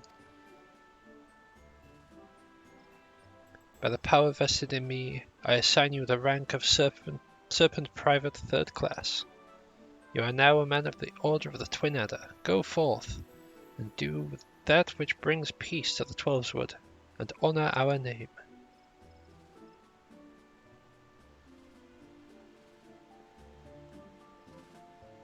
We just unlocked a salute.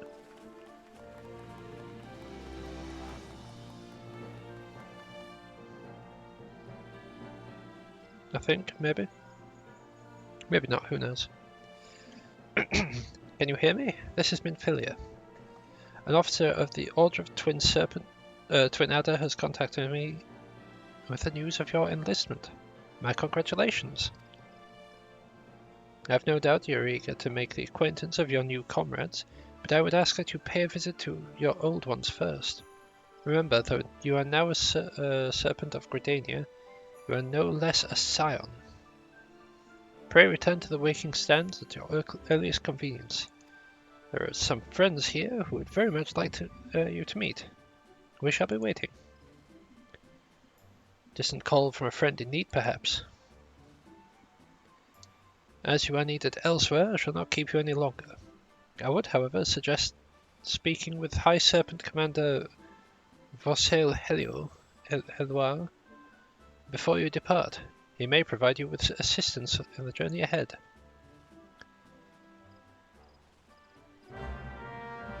Turns with the most evil stare I've ever seen. You may accept the quest, my little chocobo.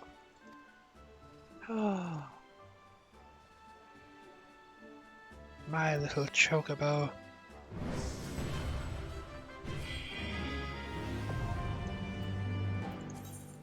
Right, we'll click those two, get rid of those. My little chocobo.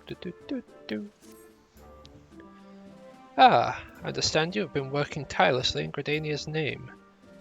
You are truly an example of to your fellow serpents. But tell me, have you ever felt as though you couldn't get to your destination quickly enough? That perhaps you could do with a swifter pair of legs? If so, you might consider getting a personal chocobo. You have yet to be issued your own bird, am I correct? Given your considerable talents, you should be able to obtain one in no time at all. Let me tell you how to go about it. First, you must obtain a Serpent Chocobo issuance by exchanging company seals with the Quartermaster. Once you have this deed, present it to our man Singer, and he will furnish you with a suitable bird.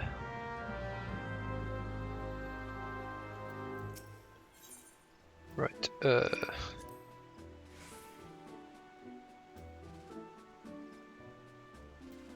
so we need to get 200. I don't remember how we get seals. I think it might just be like fates and stuff. So we can probably sort that whilst we... Oh, we get 300 from that. I might just go hand this in and then come back. But not before I go visit the Lancer Guild.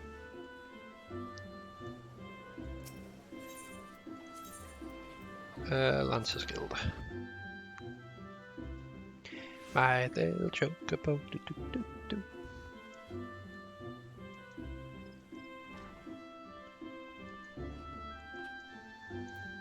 Hail you in. Even? I don't know. It could be either. Ow!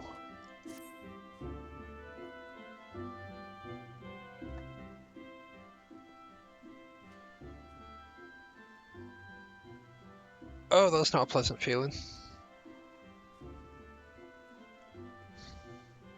Looks like I had some stabbed through my face or something. Like just a stabbing pain from like the front of my face all the way to the back of my head. Ouch.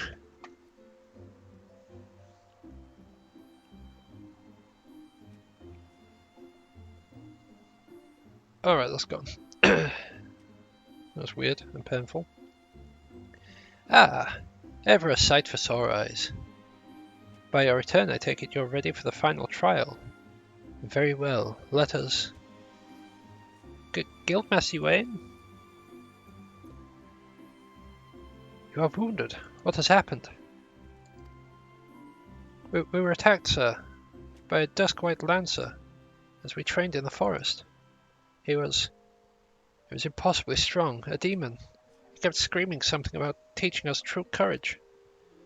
No, not him, not Folks. We were in the northwest corner of Central Shroud when it happened. I was able to get away, but the others... You must help the others. Be strong, man. I'm sorry. The trial must wait. Pray make haste to the Central Shroud. Help your comrades. And Sam Teddy, should folks force your hand, do what must be done. 'Twill speed you on your way. For it turns out he's actually completely fine. It's all ketchup. And he just wanted to fight me again.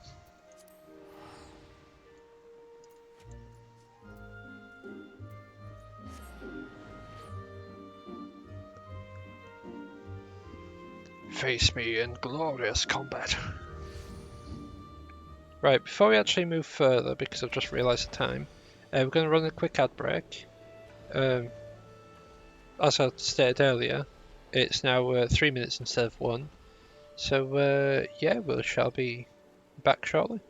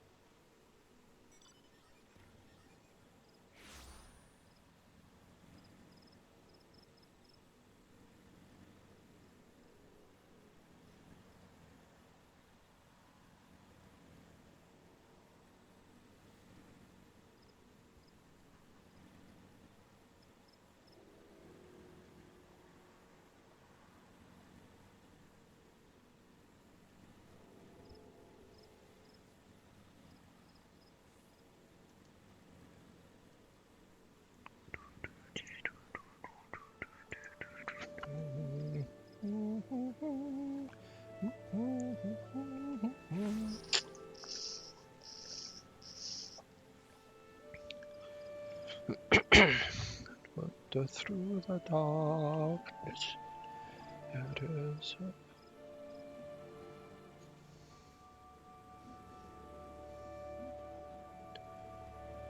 is a light for the lost and the meek. Sorrow and fear are easily forgotten when you submit to ba ba ba ba ba ba.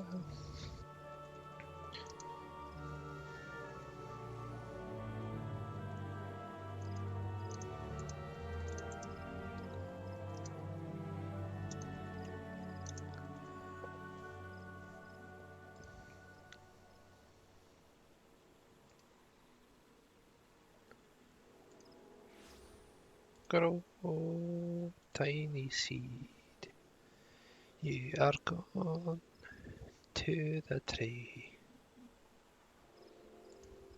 Ba, ba, da, ba,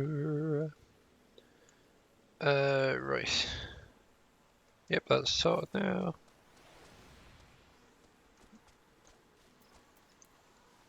Look at.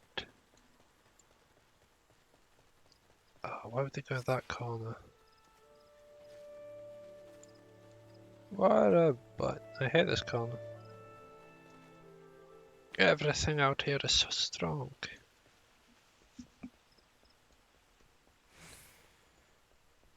My little chocobo.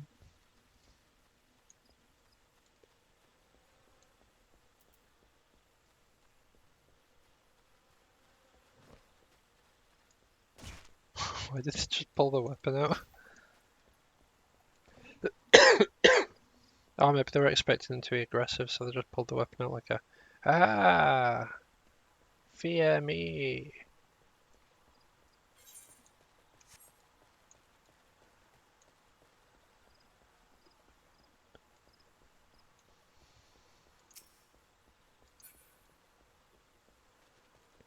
Yeah, that lad got shown up. I'm surprised that he still keeps trying to interfere with this.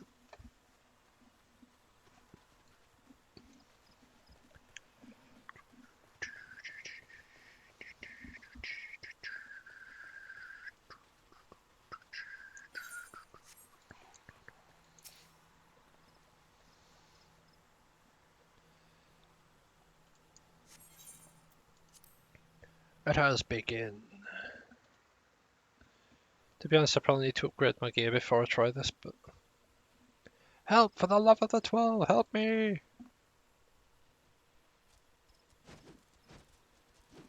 Really? They put him there, they tied his hands and everything.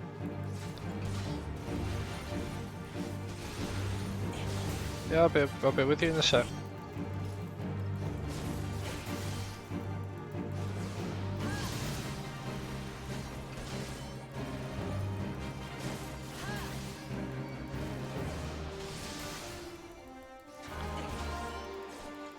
Alright, that's gonna suck for him. Stun one. Stab the other.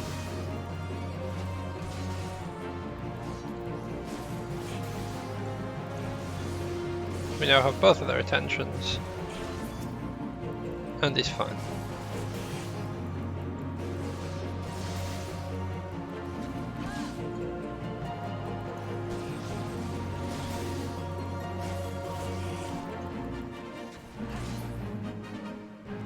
As if by magic.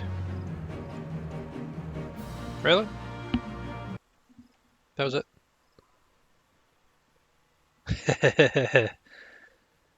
Fair. That's fair. How are you doing anyway, buddy? I owe you my life, friend. Another breath and I would have been worm fodder. A dusk-white lancer unleashed the fiends upon us, claiming it would temper our courage. You should have seen the look in his eye when he said it.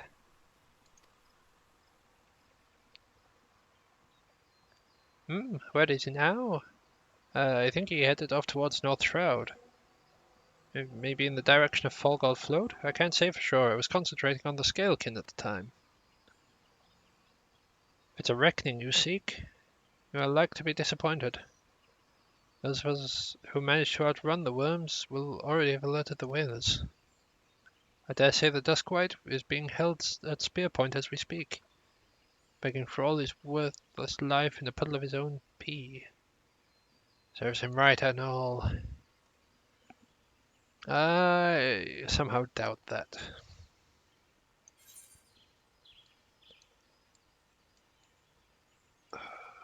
God. They're all running around in the areas that I hate.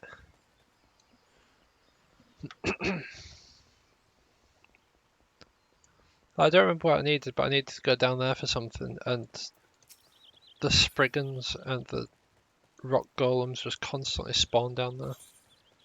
It's hell. Hell, I say!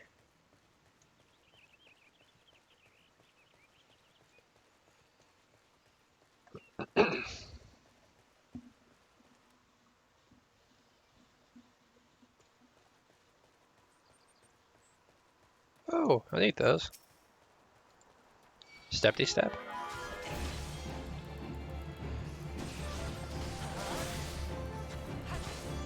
How fortunate.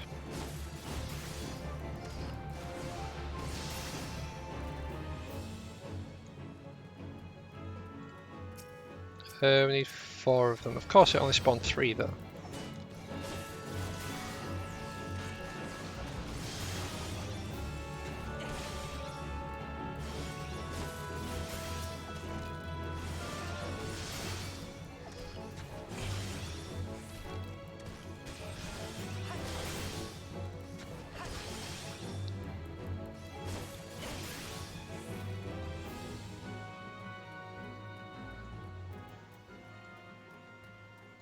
So it's going to turn out that this guy is a dragoon and he's trying to train more dragoons.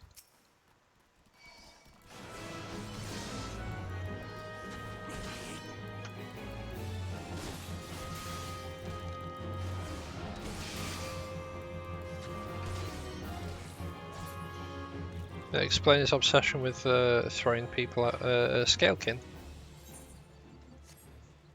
Specifically.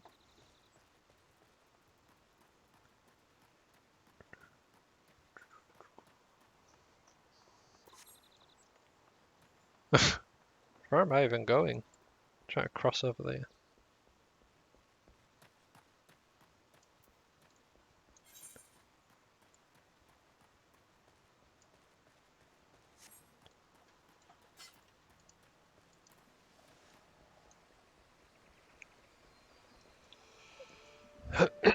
You're gonna love it even more though, Mikey. When Endwalker comes out, this guy's changing. And you won't like what he's changing into.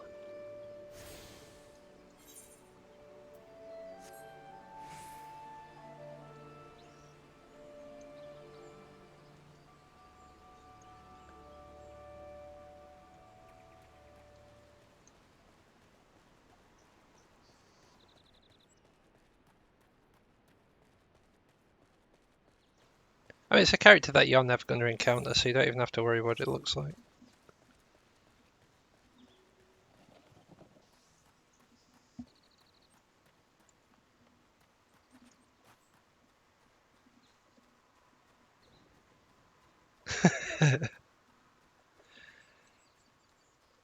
Well, we've got people that play Lalafell in the... Ow! Oh god!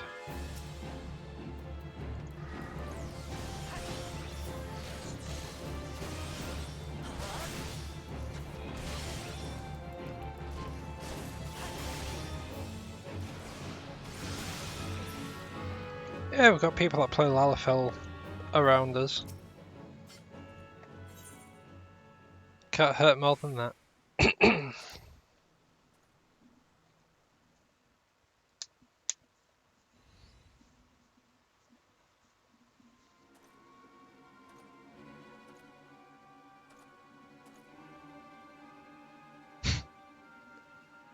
What kept you? Helping your comrades, you say? Fool. You waste your pity on false friends. It's only a matter of time before they betray you. Aye, just like those wretches who saw me imprisoned and exiled. I was once an upright citizen of Gridania, a man of the Lancers Guild, yet life was not easy. For want of the coin to obtain the barest necessities, I conspired with my closest comrades to steal from the guild's coffers. The theft soon came to light, and though there were no suspects, it was clear that the deed had been perpetrated by someone within the ranks. An air of suspicion hung heavy over the guild from that day forth until the last. Unable to bear the guilt, I convinced my accomplices to join me in confessing,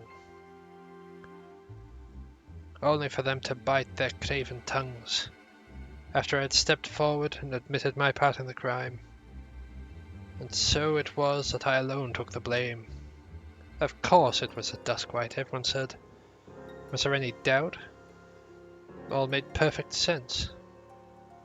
Despite my heartfelt pleas, my so-called friends denied any involvement. Instead, they called me vulgar names I do not care to repeat.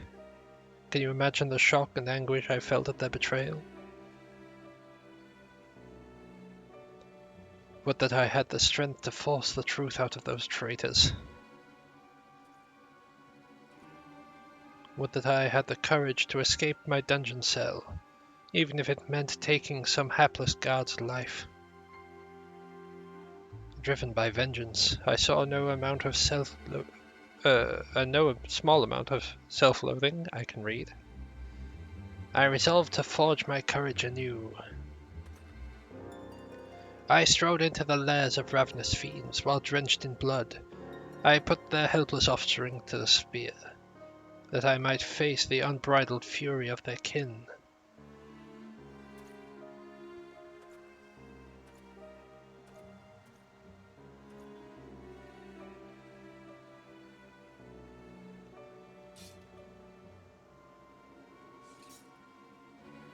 For my efforts, I have acquired the ultimate courage, a courage forged amidst danger and tempered by rage. I fear nothing. I am the greatest lancer that has ever lived. You might want to have a word with literally any other lancer, my dude.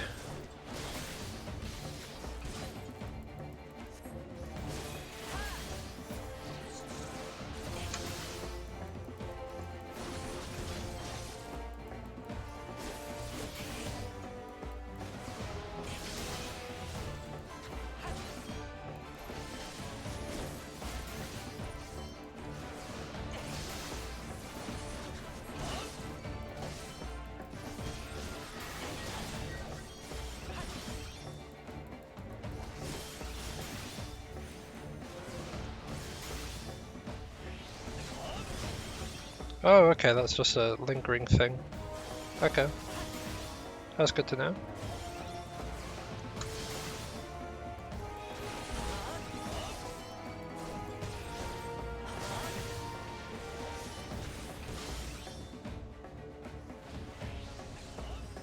Come on.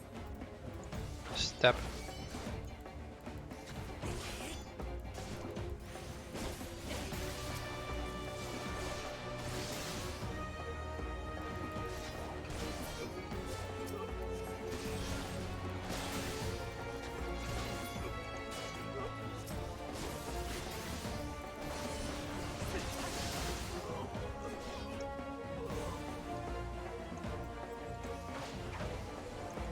Just keep eating spears at him, it's fine.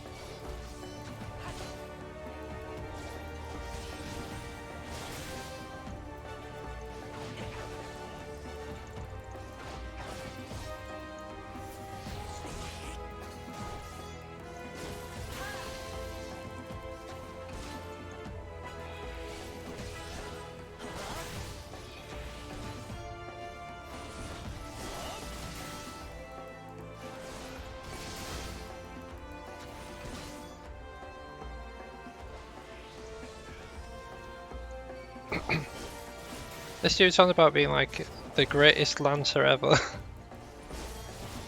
And yet,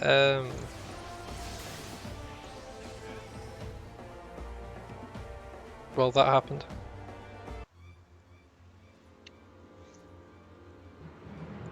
Impossible.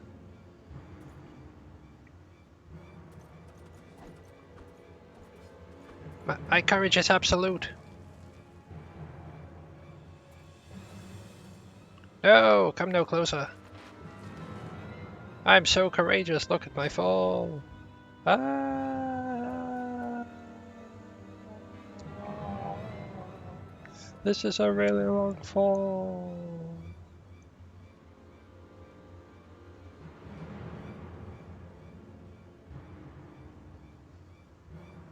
Well, rip that guy. Am I right or am I right?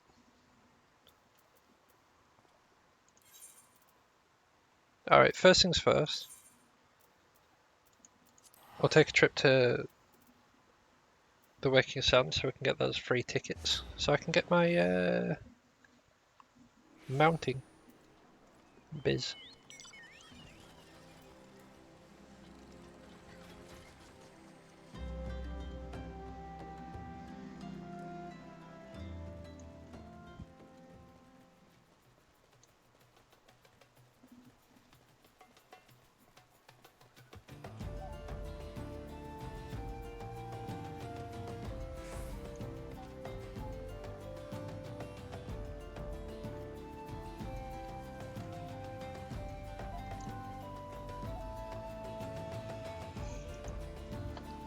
BMI, besides being like absolutely disgusted by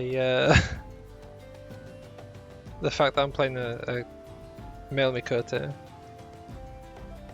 how are you doing?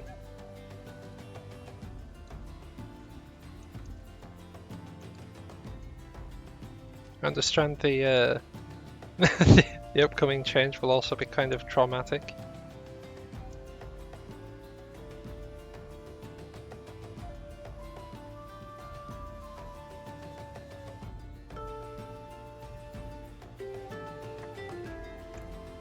Meow.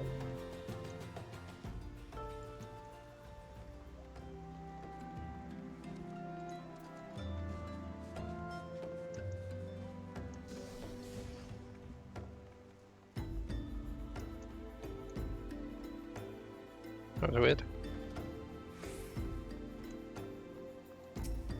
It was like they just hit an invisible wall and just like slid down. Hey look, it's Ida and Paplima.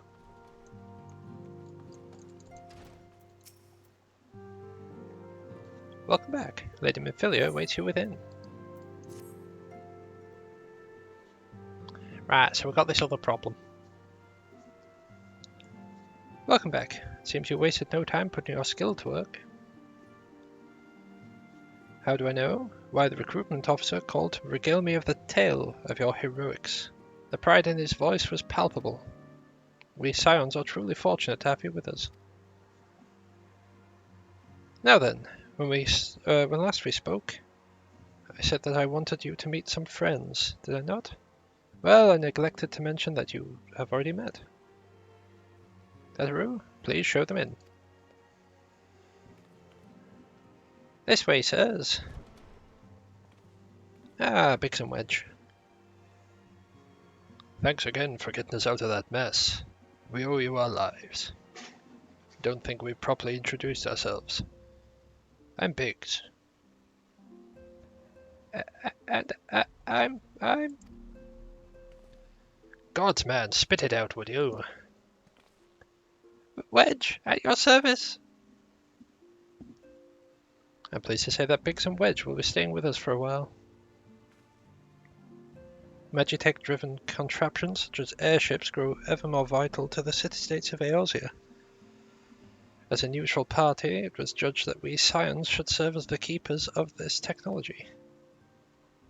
Of course, for this we need the knowledge of experts, and so we requested the assistance of Garland Ironworks, who very kindly sent us 2 of their finest engineers. Our happy family continues to grow.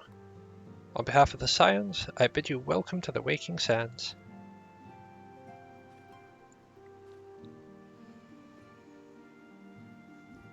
Like every soul here, I love Eorzea.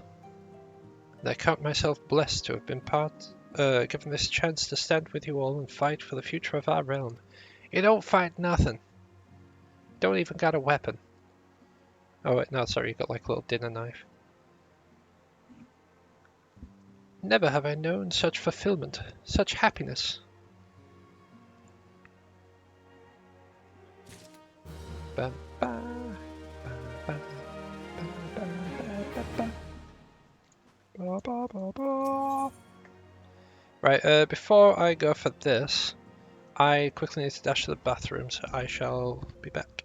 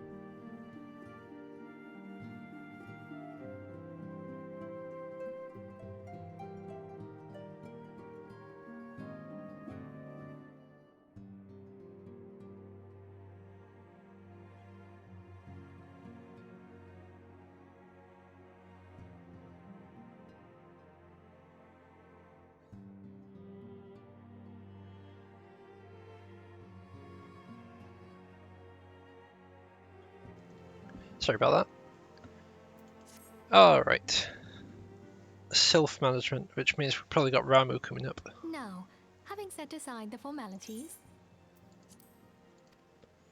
we have a favor to ask of you. Urianger, have the documents arrived from the students of Baldessian? Aye, my lady. They arrived but recently. We have conducted a study at the behest of the Order of the Twin Adder. Papalimo, Ida, a synopsis if you would. Our task was to survey the behavior of the Sylphs, a beast tribe indigenous to the Twelveswood. Oh, how to describe them. They look like Gisselgreens, floating ones, that worship the Primal Ramu. Ahem. Though technically a beast tribe, Sylphs are blessed with a comparatively personable demeanor, conducive to peaceful communication.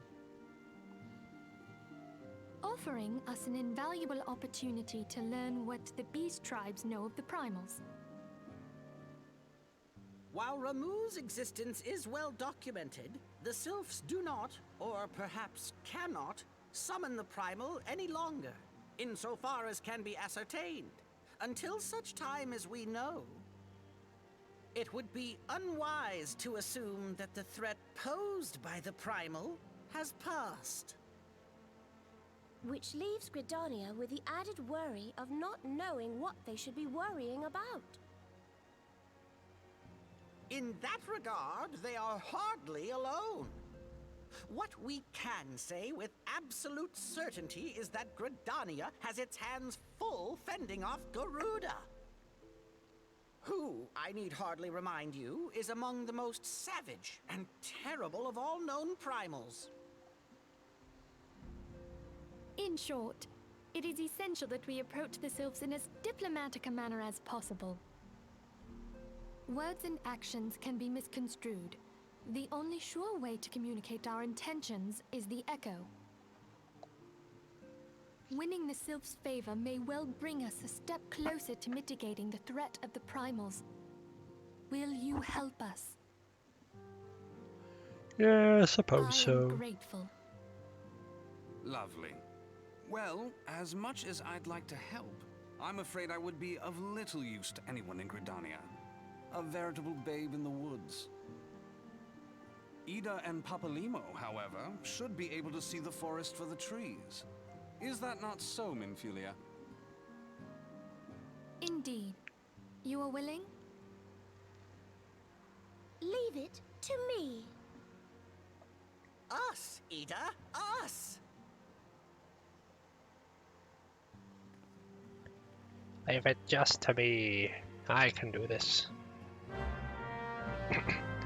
Also, I don't like how they pronounce it Ramu. I've only ever known it as Ramu. Back to New Gridania.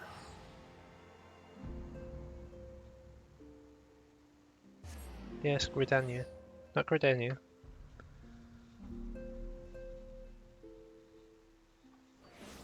Gridania. Let's go this way.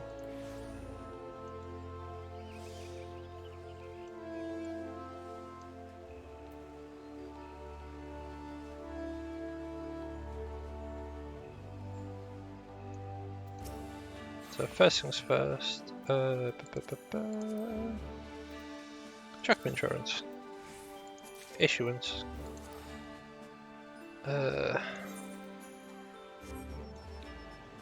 I'll get my Lancer thing sorted so I don't forget about it.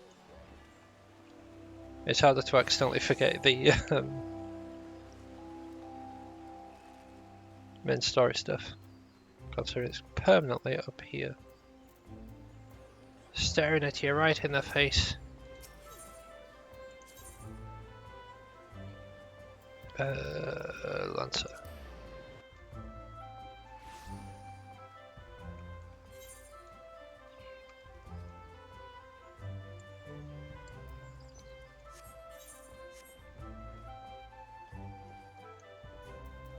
Yeah, right, you win. You win, maybe? I don't know. So, folks is no more. His was a tragic tale, and one that might have been different, had fate not dealt him such a cruel hand. He could well have commanded a place of honor within these halls, but it avails us not to dwell upon what might have been. It's enough that you are still with us. Lest you wonder about your final trial, there will be none. I've seen all I need to see. You have proven beyond a shadow of a doubt that yours is a genuine courage.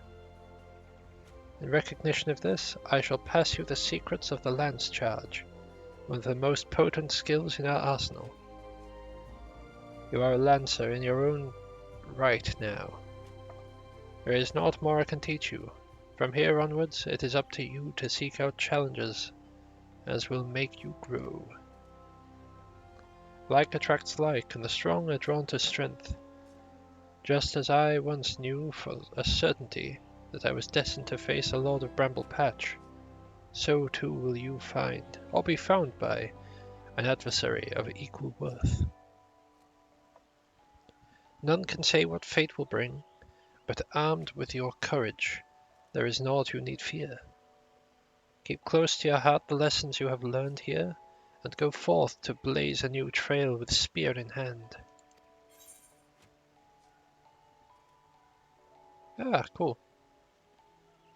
We get a buff to damage. Go with that, why not?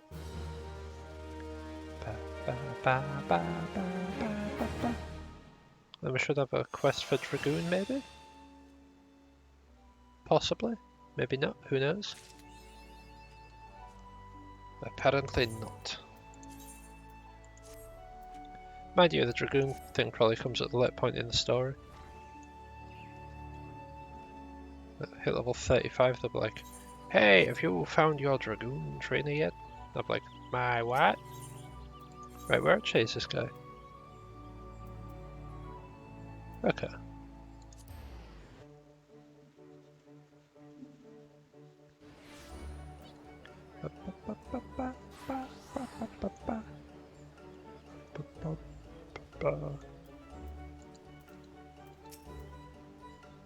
Want a bird issue, would you say? Then I'll need to see your Serpent Chocobo's issuance. There you go. All signed, sealed, and signed again. Yes, everything appears to be in order. A moment, please. I'll be right back with your Chocobo. Oh god, what do I call it?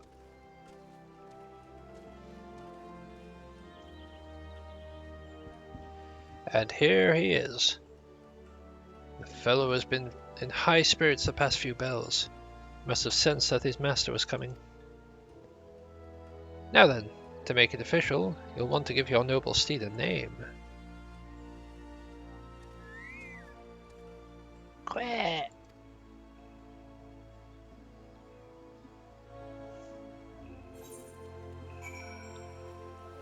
Oh god, what do you want to be called?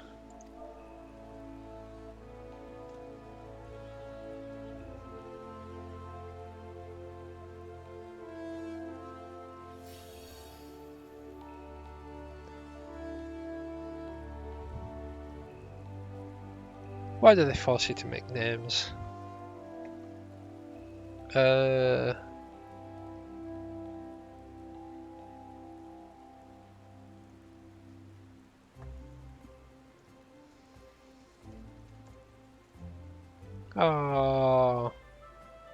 I can't have Peckmaster 5000. It doesn't let you have numbers in the name.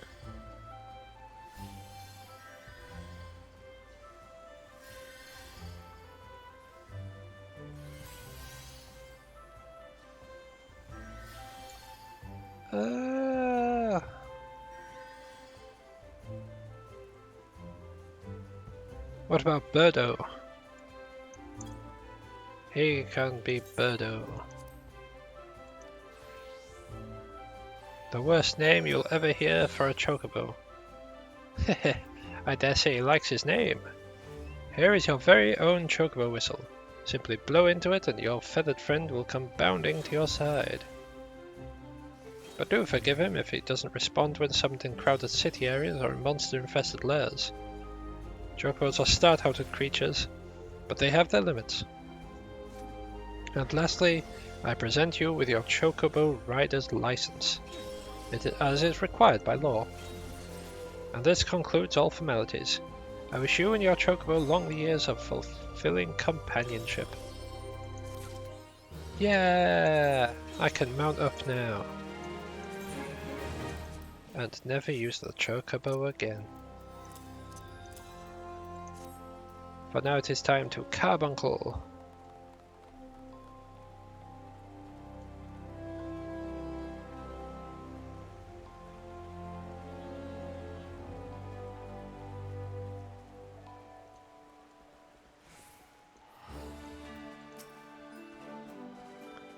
We know far too little of the Sylphs to lay any worthwhile plans.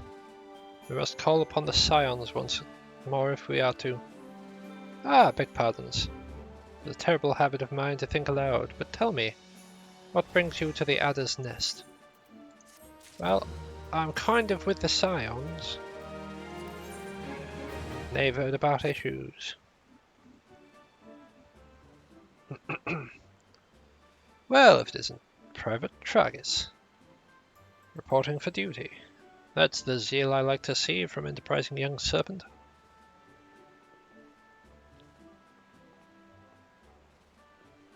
Good evening, Commander. Sorry to disappoint you, but other business brings us here today. Ida and Papalimo, always a pleasure to see the two of you. My men tell me you are in the you quest in the name of the Scions of late. Quite so, Commander.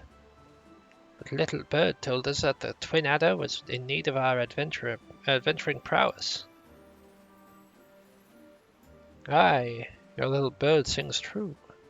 No doubt you've heard that we're investigating the Sylphs, that curious beast tribe that calls the depths of the Twelveswood their home. The Sylphs are, for the most part, a peaceable bunch. Much to the delight of the elder Seedseer, who has no desire to see her people embroiled in yet another fruitless war. The Twin Adder is of the same mind, and 'tis precisely for this reason that the Sylph's relation to the Primal Ramu has raised a flag of warning amongst our ranks.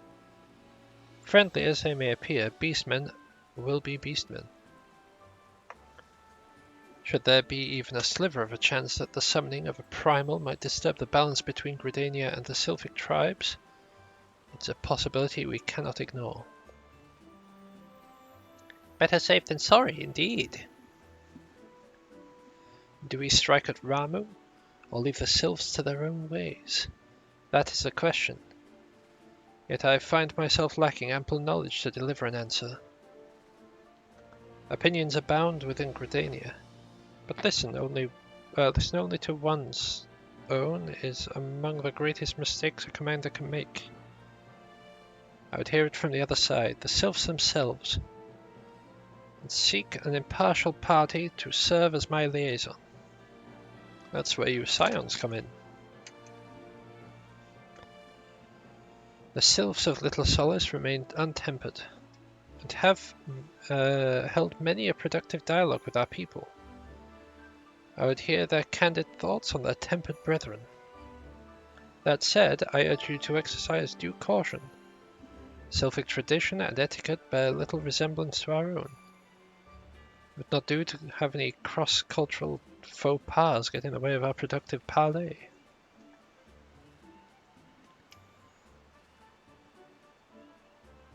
En route to Little Solace, you will come upon the Hawthorn Hut. Our officer stationed there can enlighten you to how to win the Sylph's favor. May your expedition be a worthwhile one. A friendly palaver with the Sylphs? This should be a pleasant enough diversion. The Hawthorn Hut, was it? Why, yes, I believe the ferry departing from West Shore Pier should take us straight there. I'm never sure how to voice her. A friendly palaver indeed. I hope it will be as straightforward as you say, Pablimo.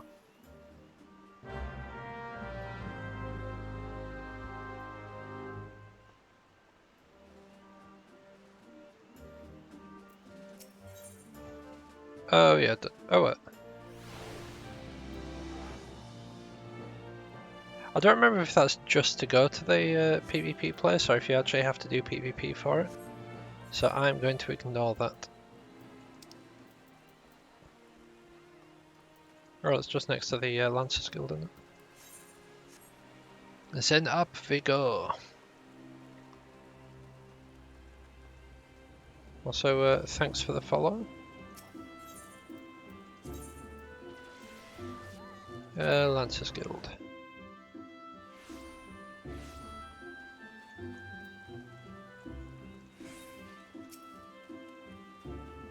Aye, the ferry docked at the base of this hill will carry across a lake to the East Shroud. Once you're ashore, head due east and you should find the Hawthorn Hut, without much trouble. Or I can just teleport there, because I've been there before. Ooh. Technology! I just realised I've got a quest. The Eye of the Dragon.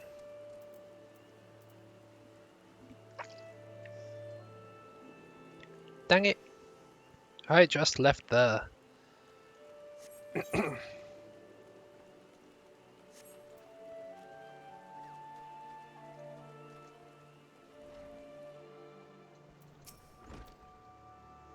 Indeed, I am Ameline of the Twin Adder. I understand you're here to learn of the Sylphs, yes? For all their whimsy, they are a wary lot, particularly since the Empire has come to the Shroud. Earn their trust, however, and they're as friendly as any folk. They have their quirks, but so do we all, no? Would you know more? You'd do well to speak with the master of this hut, Rolf. He's forgotten more about the Sylphs than I'll ever know.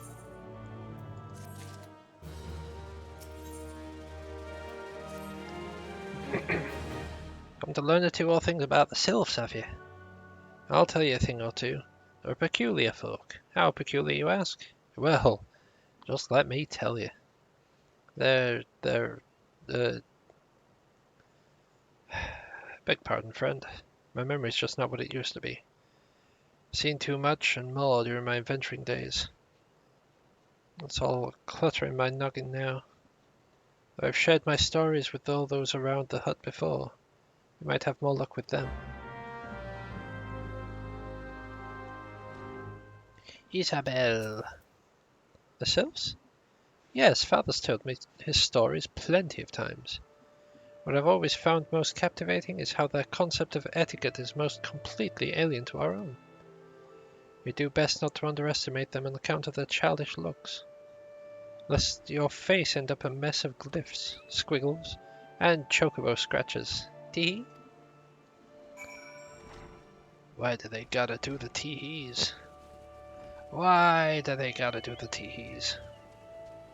Oh, that's where you are. Bless it. The quickest way to equip a woman's heart might be through the stomach, but don't even think of trying to foist your foodstuffs on a sylph. They sustain themselves by simply bathing in the sun, also Rolf once told me.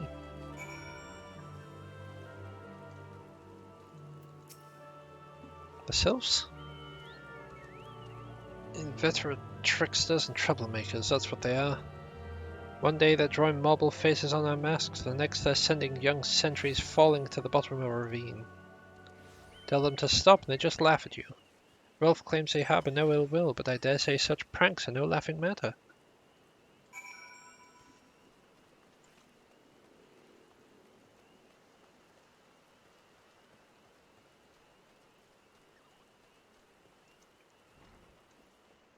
I think the first definitely looked out with its interpretation of sylphs.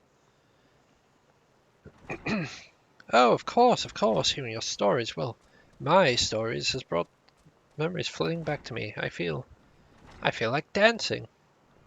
Yes, nothing brings people together quite like a little toe tapping.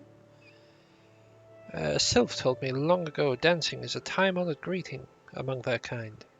You do well to remember this. It just may help you win the favor of our forest friends.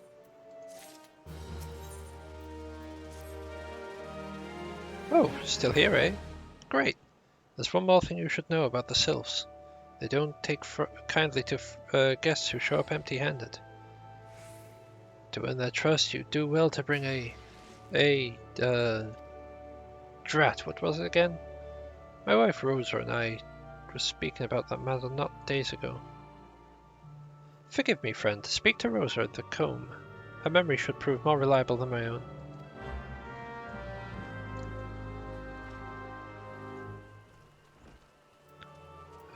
I forgot I can mount up now.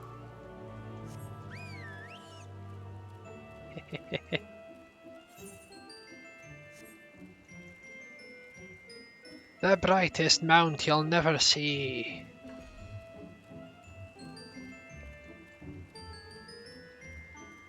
Like turn to face it and instantly go blind.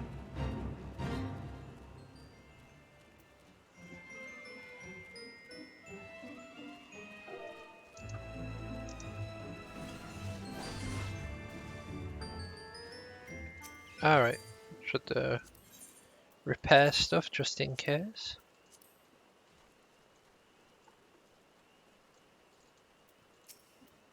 A peace offering for the Sylphs? Were it anyone else, I'd recommend a jar of honey, but I fear that wouldn't get you past the front doorstep, dear. No, their tastes run more to the unusual. Are you perchance familiar with milkroot? That's what we call the root of the most fiendish seedkin, the oku. When chewed, it exudes a cloudy liquid that is said to induce curious visions in the Abiba. You'd not catch me dead trying this stuff, but the Sylphs seem to enjoy it to no end. I've not seen an oku around the comb in quite some time, but I did encounter a suspicious clump of grass the other day. Were you to stimulate it somehow, with some of this amber syrup, for example, you might be surprised at what comes out. Good luck. What are you sending me into?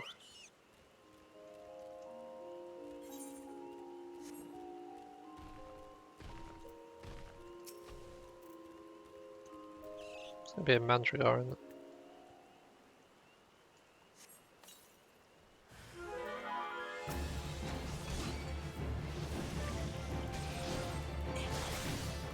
Double damage buff.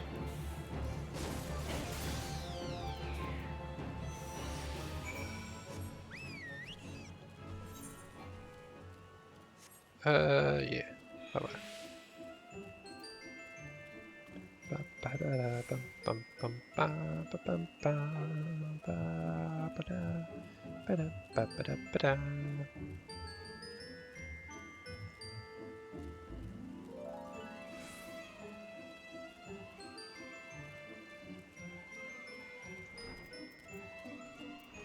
Not gonna lie, I saw what I thought was like a chain on the front of the door.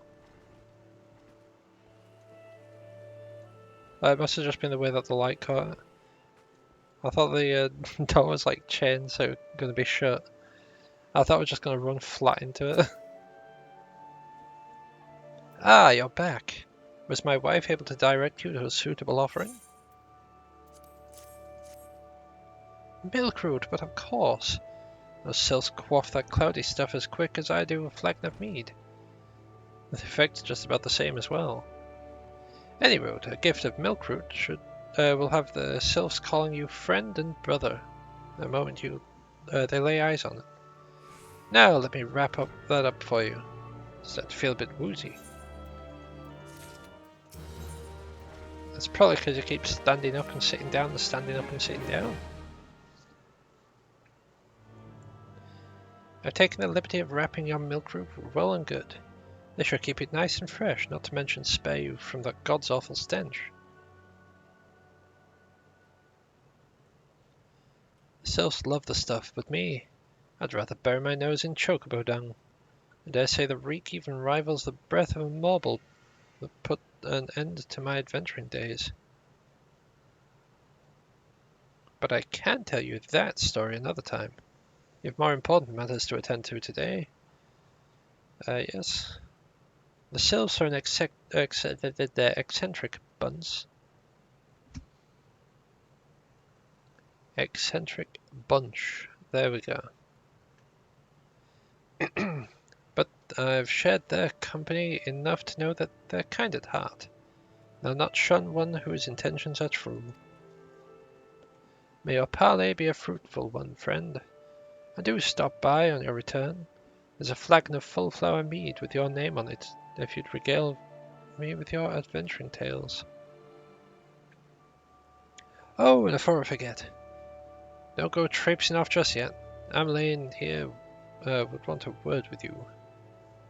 Travel in safety, friend, and do pass along my regards to the winged ones.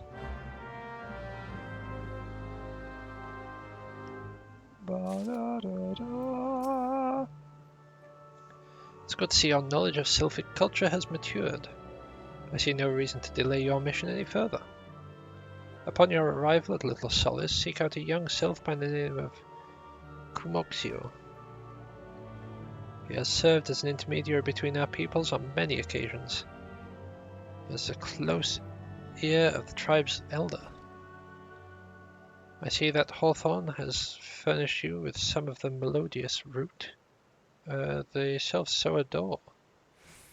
I have something far greater import for you to deliver. A missive from the elder Seetsia herself. To summarize the letter's contents in brief, it vouches for the integrity of our envoy, that would be you, and restates Gridania's desire to maintain a harmonious relationship with our long-standing friends of the forest. The war with the Ixal has taken a toll on our resources. We can ill afford to get mired in another conflict. I need not impress upon you further the importance of this mission. May the 12 see you return with good tidings. Alright, but I kind of want to go get my Dragoon quest.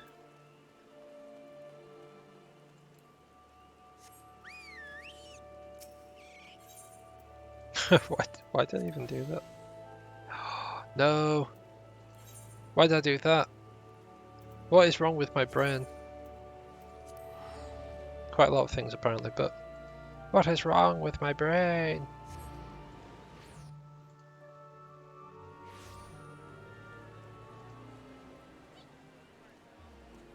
Right, anyway, since my brain is apparently frazzled somehow, I'm going to call it here. And I'm going to send you all over to another Sam. This one is in the free company I'm on this server.